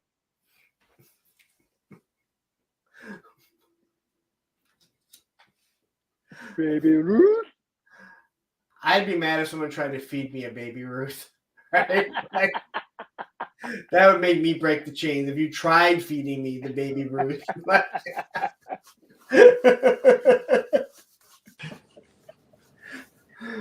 All right.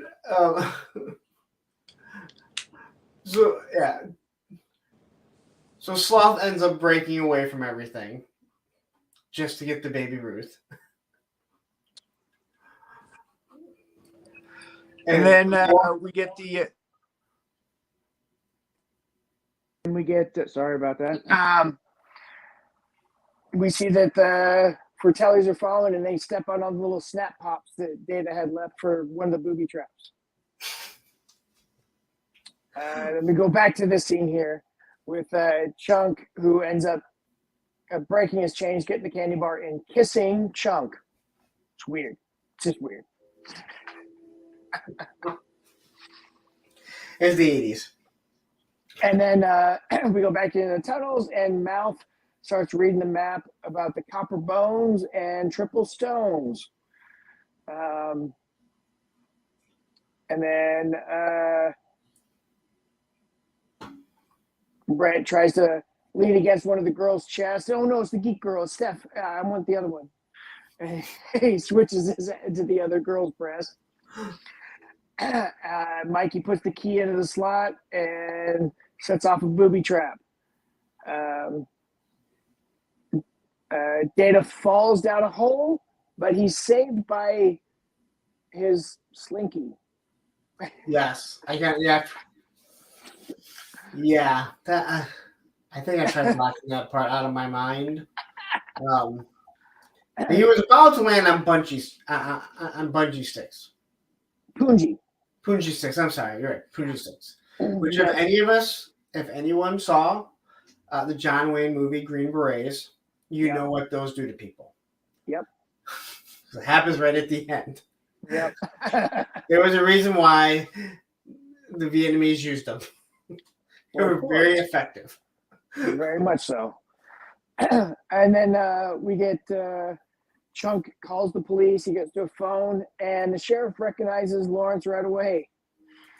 And he's like, just like that time the 50 Iranian terrorists took over all the steak and shakes or the steakhouses. And he just starts calling him on his nonsense. And as he's going on and Sloth is doing his thing, he's getting further and further away, and the phone gets yanked out of the cord and it goes dead. And the sheriff's like, what's going on? And that was when you kind of see like the sheriff is actually kind of concerned. Yeah. Because now he thinks like, okay, maybe there really is something going on. Maybe, yeah. Who knows? But I mean, some strange stuff just happened in town anyway. So you think that they'd be on higher alert because he's had a breakout from the city pen or whatever. I don't know. The county jail. We don't even know if they put out the fire yet. It was so huge. Yeah, I was going to take over that whole building. And we go back to Sloth and Chunk. And they find the messed up pipes, and Sloth just shoves them back into place. And causes a major car accident, apparently, with women screaming in the background. Because again, water pressure. And look at the tiny little pipes did all that damage. I mean, you know what? The fact. Well, there was also the water fountain, the drinking fountain that kept going up and down, and the showers, and yeah. Oh yeah. There's a few things that might be a little unbelievable now. Maybe it's a bit. But one of the first movies we did, a guy also ripped a pipe off of the wall and threw it directly through the other guy to let some steam out. That was just totally awesome, man. That's the 80s, man. You can just do that. You're superhuman back then. All right. And then we have the potty break. Yes, the potty. Which I found actually amusing. How they split up. And when Brand's going, this is the men's room. Yeah. You got this is the girls' room, this is the little boys' room. Hey Brand, where are you going? The men's room? And then all the other guys are like, yeah, I'm gonna go to the men's room too. And if you weren't paying too close attention, that is also the entrance to the skull that they enter in later. So they all go through the nose to do their peeing business, and later on they walk right through it. But anyway. And then Andy calls out to Brand. And Brand's like, Mikey, go check that out. And so she closes her eyes in the dark and sets up this whole thing. And because I want to say this. Every girl that's ever liked me has made their move when we're all peeing. It's the perfect time. I mean, you got your hands on your junk. I mean, you're ready to go, right?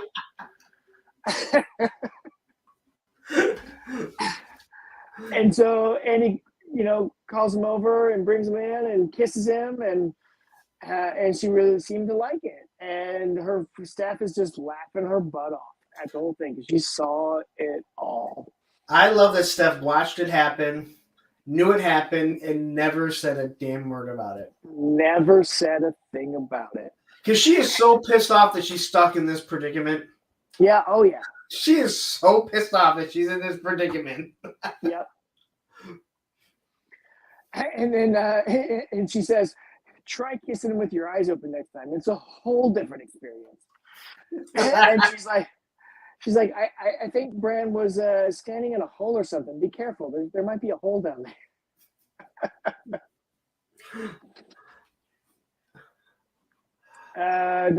The Fratellis. The Fratellis right behind them. Oh yeah, the Fratellis are coming. They're right behind them. Kids are running through the skull, so they went right through the place where they just peed, because that was the only way out. And then we get to the log. Yeah, we got to cross the log. All the guys are running across. Data's the last one, and he says, "Slick shoes," and he starts doing another one of his inventions and coating the log with oil. I guess I don't know. And then they find the bone organ, and so then starts playing the bones.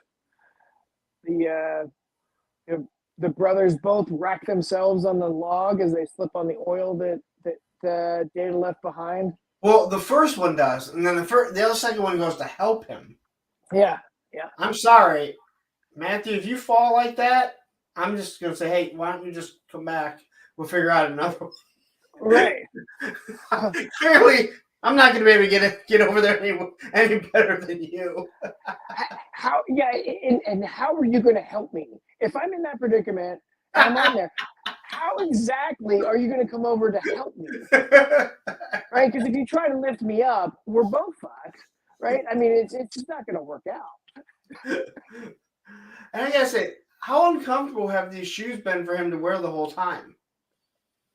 It's just like wearing boots, man. He's got a little extra heel there. With a spring in it. And all the fluid. We start playing the bones. And so the first one, she hits correctly, and it starts dropping it. The second one, not so good. Starts a booby trap falling.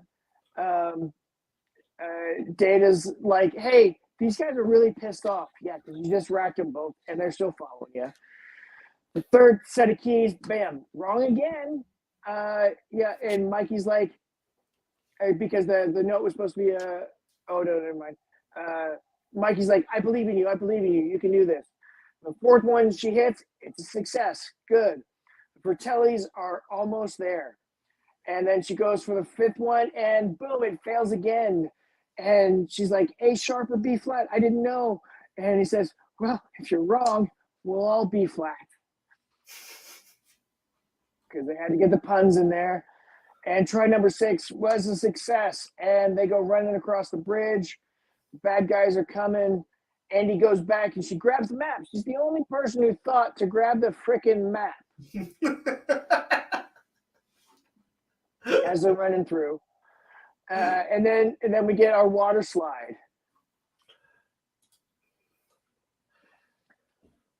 Hey, Shark Guys. That is ass sliding. Yeah, man. Which will come up in our next movie, I promise you. And they're just cruising down the water slide, and everybody's going through there. And then they end up in the pool with the pirate ship. So they realize, okay, this is real. We found it. My first thought was that much water around all that stuff for that long a time, that wood would have been so rotted, there would have been nothing left. And how has no one found it? And how has no one found this big giant thing? Yeah, I know. You've got the skeleton with the daggers in the eyes. Data falls through the deck. More booby traps. There's more booby traps everywhere. But this one opens up a little thing that Mikey punches through, and they send him up there. And he looks around and he finds it, and he has this moment with One-Eyed Willie that everybody catches him in, and it's supposed to be emotional, but I never found it emotional. It's like, okay, you're a fucking dork. Okay.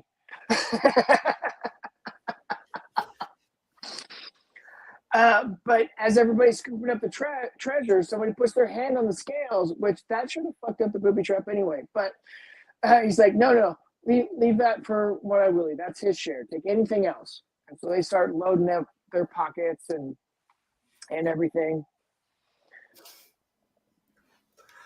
There's One Eyed Willie. Now, why do people die like this? When they just all die in their chairs? Died of boredom, man. He's stuck in a cave. He's got all those jewels. He can't go anywhere because they'll kill him if he leaves. So he's stuck there and he runs out of food. So what does he do? He just sits there and waits for himself to die because, I guess. Loser.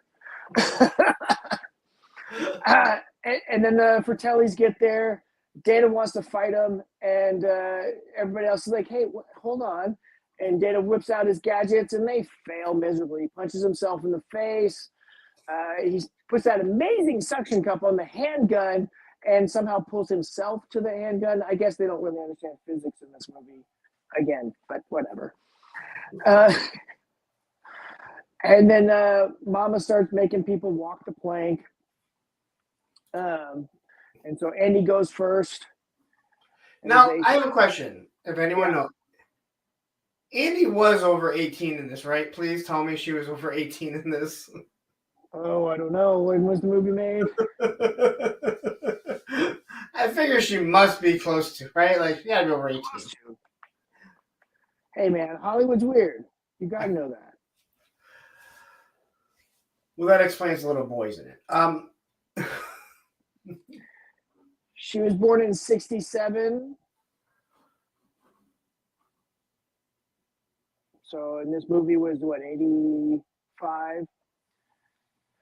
Yeah, so she was 19. Okay. Something like that, yeah. And I don't feel awful. Okay. Okay, Wade says, can someone explain why the side of One-Eyed Willie's skull that he's missing that I discovered completely sealed, but is the eye hole still be there? Because he was born with a deformity, so he never had an eye. It's possible for that to happen where you have increased bone growth and then the tissue doesn't develop, so he never actually had an eye over there. That's coming from a doctor, Wade. So, but I mean that is true. I mean, bone calcifies over. Yeah, or it can. And if you have some kind of genetic deformity or bone growth issue, it's possible something like that could happen, where he just didn't ever have an eye. Yeah. But, and then after he goes in and then Brand jumps in after her, and then good enough. What? Good enough. Good enough. What's the name of the song, right? The Cyndi Lauper song. Look at that, all ties back in. And then Mouth gets on the plank, and then here comes Sloth and Chunk as he pulls the arrow Flynn. She makes her jump off. Now she's tied up. Yep. Now, I don't know why you have the girl tied up and the other ones aren't, but whatever. Bondage.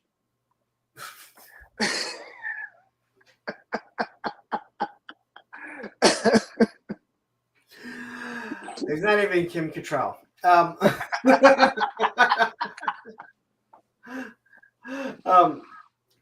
Brand jumps in. Yep. Obviously, they're jumping they're making them jump the plank, but it's obviously not that big of a deal if they're just jumping in, right? Everyone just jumps in. Right. I mean, it's a pool of water. It's been there for a while. It's not like it's the ocean. It's not. We don't know how deep it is. Yeah. I mean, clearly it's not that big a deal. But it's away from them for a little while anyway. So they all end up jumping in because. Well, I mean, not just yet. I mean, Sloth starts his raid. As he jumps down and starts fighting his brothers and everybody. And he's like, Captain Chunk And he's got that Superman T-shirt on underneath. He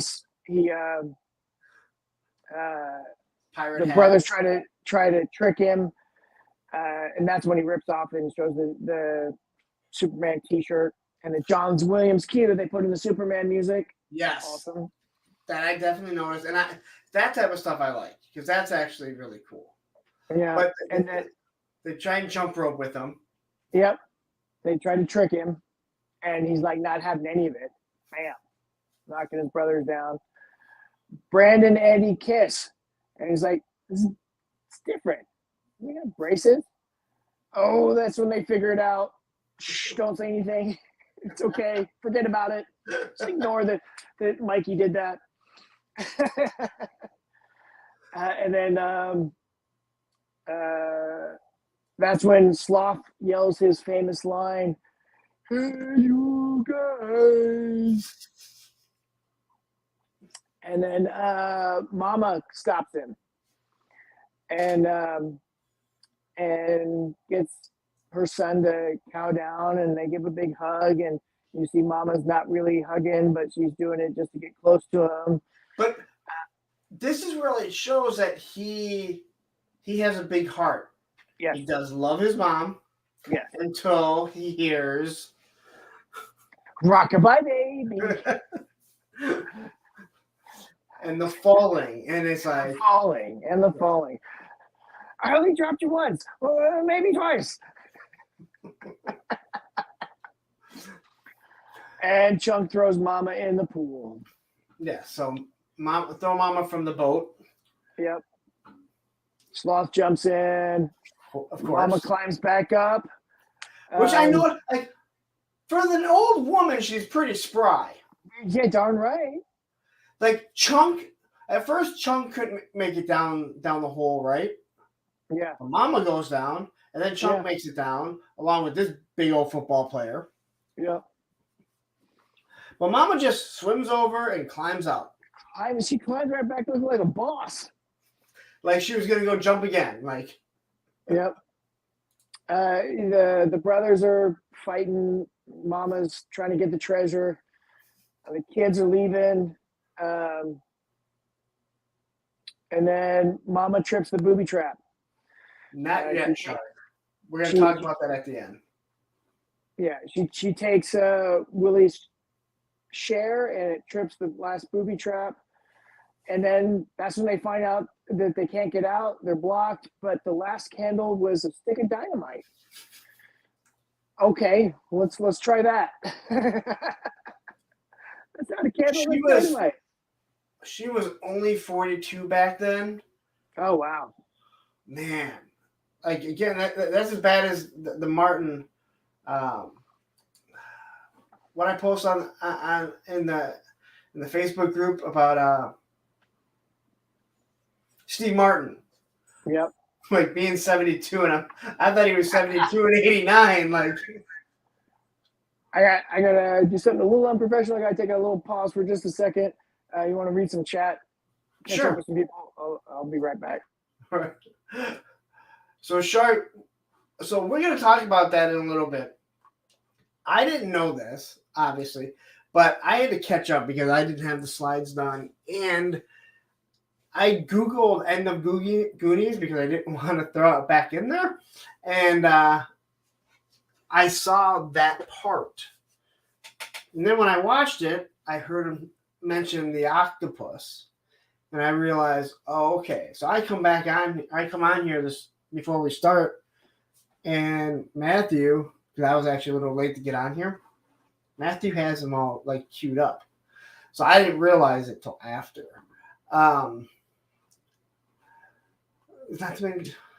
Where'd you go, dude? So while we are taking a break, so Matthew and I have discussed it. So we are finally going to do Rad in the next 2 weeks. So if you guys don't know what Rad is, it is the greatest extreme sports movie of all time, bar none. And it hurts me to say that as a skateboarder. That is a BMX movie. It's not a skateboard movie. It's not Thrashing, which also Thanos was in. But we will be doing Rad in 2 weeks. So if you don't know it, if you don't have it, probably have to find it. But that is a movie that I've watched more than I can count. I absolutely love that movie. So anyway, I guess quickly we'll continue to go on here. So at this part here, okay, so episode D. Listen, I hope you guys all can find Rad because it is seriously. You can find it on Amazon. It's not that expensive. You can get it pretty cheap over there. Yeah, it should not be. As much as I love the movie, it should not be expensive. And it does have some of the greatest music ever. Yeah, that's the movie that we'll be doing in 2 weeks. Yeah, I feel like we need to do like Solar Babies or something like that after that too. But we have so many to get through, and we'll be going to October. So if we want to do some Halloween movies, yes, yeah. Let's prioritize. Yeah. So. And so as they blow the hole in the passage, Sloth kind of helps to open up the way, and everybody starts walking through his crotch. And then Sloth is torn between his friends and his family, but basically he says kind of goodbye to Chunk, who is right between his legs, saying goodbye. Very weird.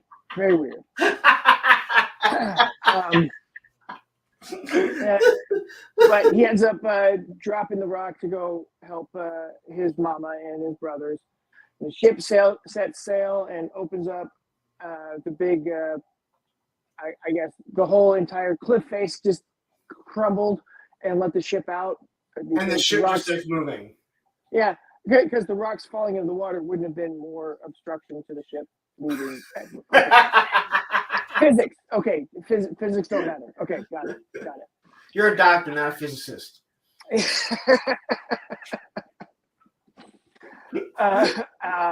And then you see the police on the four-wheelers on the beach, and they start seeing the Goonies coming up.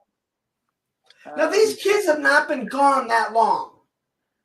Right, and they didn't have a thing called the Amber Alert back then, which was founded in Texas, by the way. I mean, we created that whole Amber Alert thing so that we could find kids quicker. But yeah, they haven't been gone 24 hours, so it's unlikely that the cops would have been out searching for them. They could have been on a regular beach patrol and had a report saying, hey, these kids aren't where they're supposed to be. Let's see if we can find them. It's kind of okay. The cops and the media show up. Somehow the media gets alerted and they're there right away. Yes. They reunite with their families, and you get to see, Data's family and, who all the parents are. Chunk's mom brought him a pizza. Which I really liked how they showed them all with their families, all of them. Like, it was very nice to see all that. I did like the Domino's pizza. Hey, Pepsi, Domino's, got to do product placement. Yep. And what I think is really funny is that, Chunk's mom brought him the pizza, and then Andy goes up to her parents and she's begging to take piano lessons again. Yes.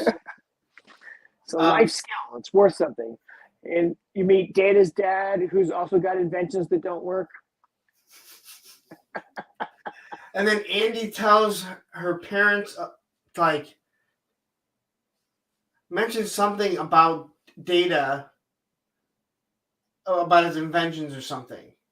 Like, all of a sudden, they're like best friends. Like, why do the parents care? But she's like, it's like Data's just like his dad, and he's got the inventions and stuff. Mouth and Steph have a close moment. You see that there's a bond created between them. That there might be something there, even though they were fighting earlier. But were they really fighting, or were they flirting? Oh yeah, there's clearly something between them. Yeah. And then Brad and Andy kiss, and what does Brand and Andy kiss, and what does Brand's mom say? Let her mother worry about that.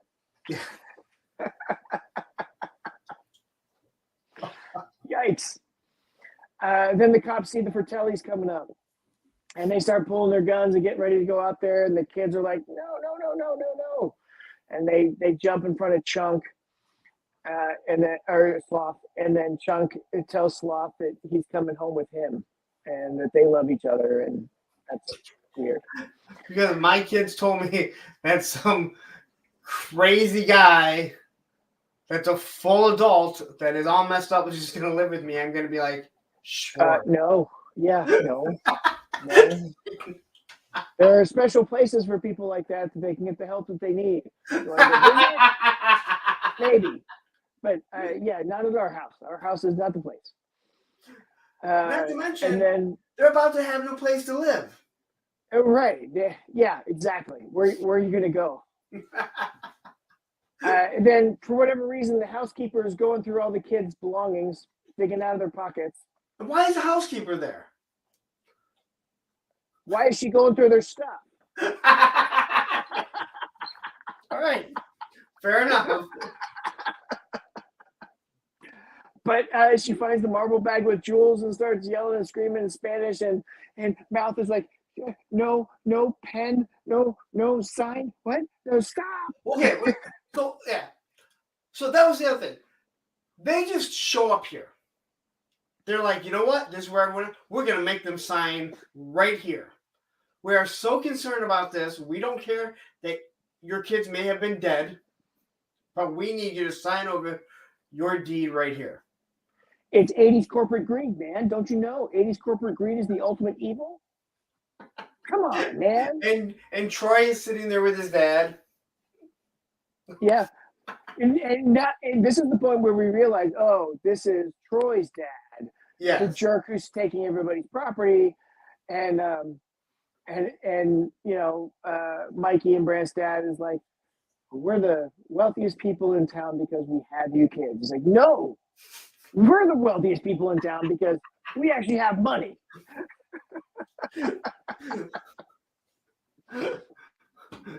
Yes, Mr. Wonderful. Troy's dad was a dick. Yeah. Yes.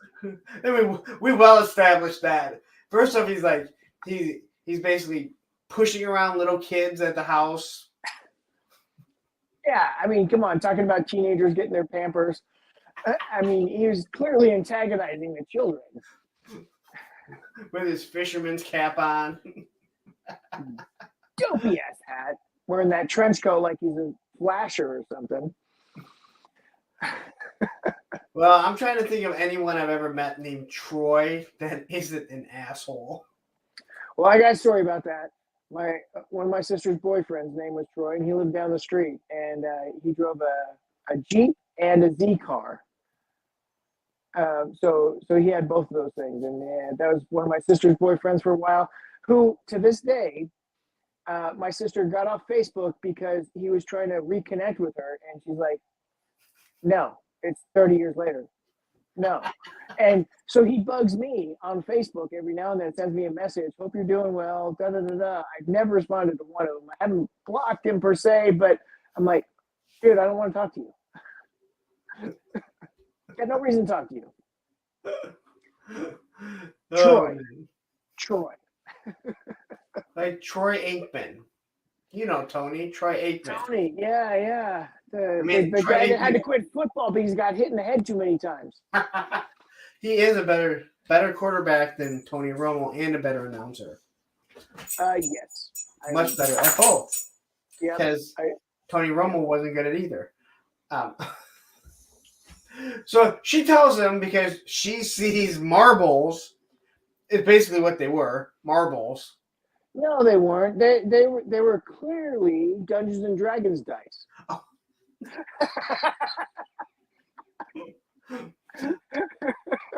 She says no pen because all of a sudden she can't say. Well, no, that was Mouth's translation of what she was saying. Yeah. And his translation may not be the best because it took him a long time to figure out that she was saying don't sign. That's odd because he could speak it really well to tell her the wrong things to do. Exactly. Yes. And so he just rips the paper up. He doesn't know why, other than the housekeeper is yelling something he can't understand. And the kid that they clearly know is Eddie Haskell and is an asshole. And a He's liar. telling them not to, so he just rips it up and throws it in the air. But look, they have gems because that's immediately translatable to currency. Yes. I mean, no appraisal needed. We don't need to know that these are plastic. I mean, they look like real gems, so they must be real gems. So each one of them is worth a fortune, right? And, you know, the $5,000 in gems that you have there is going to be enough to bring your home back, right? And it's for everybody's home. Everybody's home. Yes. Because it's not just one house they're buying. And It's it's not the even entire neighborhood. Yeah, not even just those kids. It's everyone.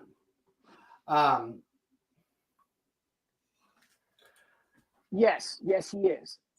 But does he not look like Stephen King? It does look like Stephen King, especially in that shot right there. I had to go and look and make sure that Stephen King wasn't in this. So I'm like,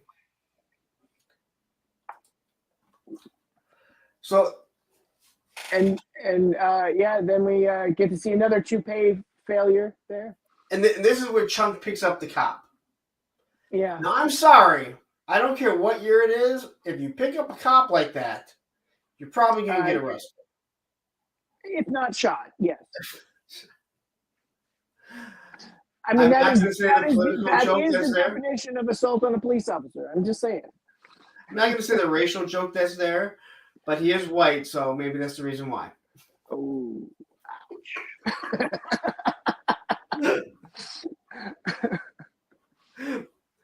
Hey, you totally get shot in the 80s, Allison. It doesn't matter what decade you're in. Well, the fact that they haven't arrested, there's wanted posters for them. Well, not Sloth, but yes. But these guys, like there was one, he just escaped prison that day. That day. And lit the outside of the police department on fire. They tried to burn down the police department, or the jail, I guess. It was jail. It literally says jail. Jail. Yeah. Because that's what the prison says down the street from my house. Prison. It says jail. It said neon lights. Yep. This is where we keep the bad people. Yeah. Yeah. And then the media jumps in right away, and everybody's telling their stories, and nobody believes it. And Data talks about the octopus. That was the most scary thing, which is the alternate ending. They talk about walking the plank and the pirate ship, and the cops are like, "What the heck are you guys talking about?" And then the pirate ship comes out, and everybody sees it. But you hear the cop say, like, he points to it, and then you see it. Yep. And then the movie ends. With Cyndi Lauper's MTV music video, Good Enough. We don't know where the ship goes. Did they call the Coast Guard to go retrieve it? I mean, seriously, how far is it going to go up before it sinks? It should be completely rotted wood.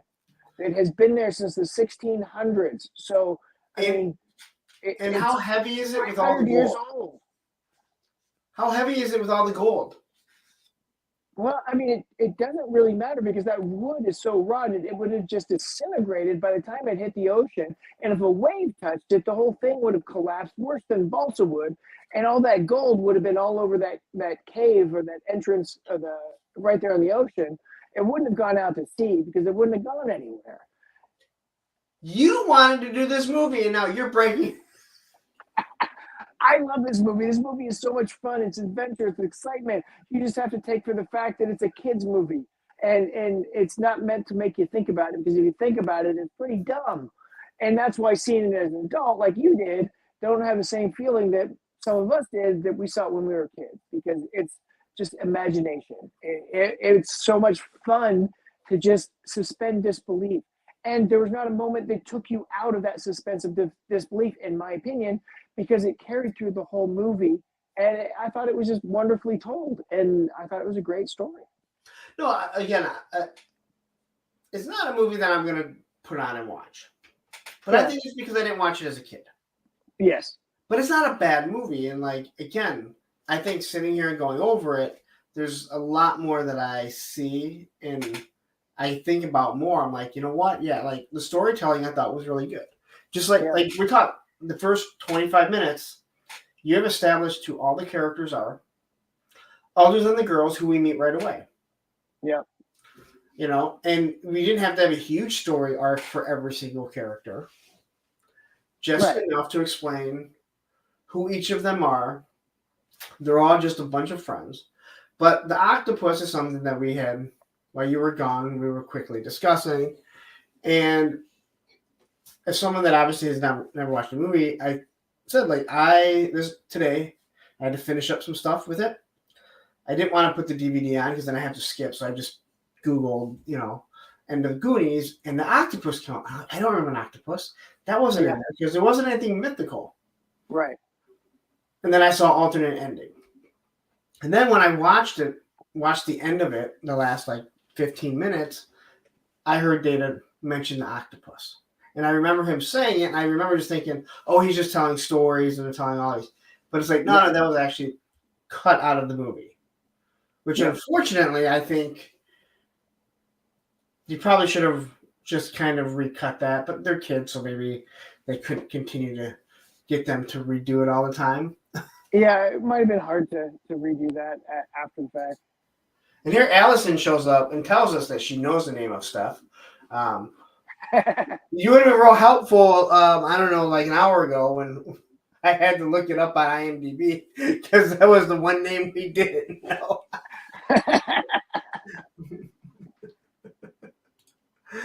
All right. So anyway, that's Goonies. 2.5 hours. We also spent a half hour talking about Ahsoka and so as I did mention, we decided. Did you want to do Red next week, or did we want to do October movies? Well, it's the first week in October. We can do Rad, and then the next one we can do Halloween type of movie. Okay. I can't really think of a Halloween movie that is not Halloween. Well, I mean, we could do Halloween, but somebody mentioned Monster Squad, and that's a good one. I've never seen that. That one's fun because it has all the Universal monsters back into it. It's pretty cool. Okay. But it's also a kid's story, so it goes back to that whole kids thing. Well, we have 2 weeks to decide to think about a movie that would be around Halloween to do. So in 2 weeks, we're going to do Red. I'm kind of surprised it took us this long. You're actually the one that's brought it up. Like, I thought we were going to do it right away. Yeah.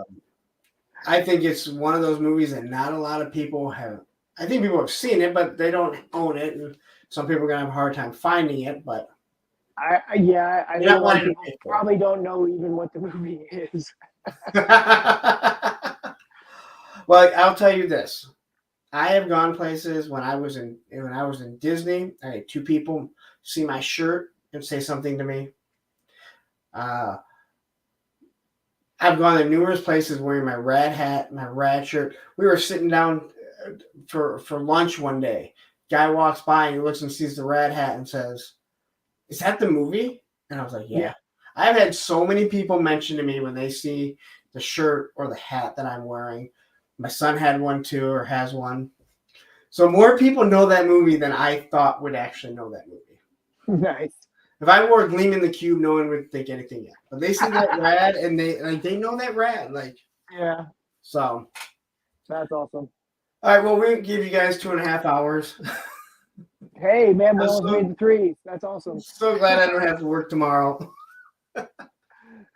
Thank you, everybody, for joining us. We really appreciate you coming and chatting with us and listening to us ramble on about awesome movies. Catch us for Rad next time. You can catch me on Instagram, Mamu's Action Figure Blog. I've liked some of the recent stuff that I've done pretty good. Check it out.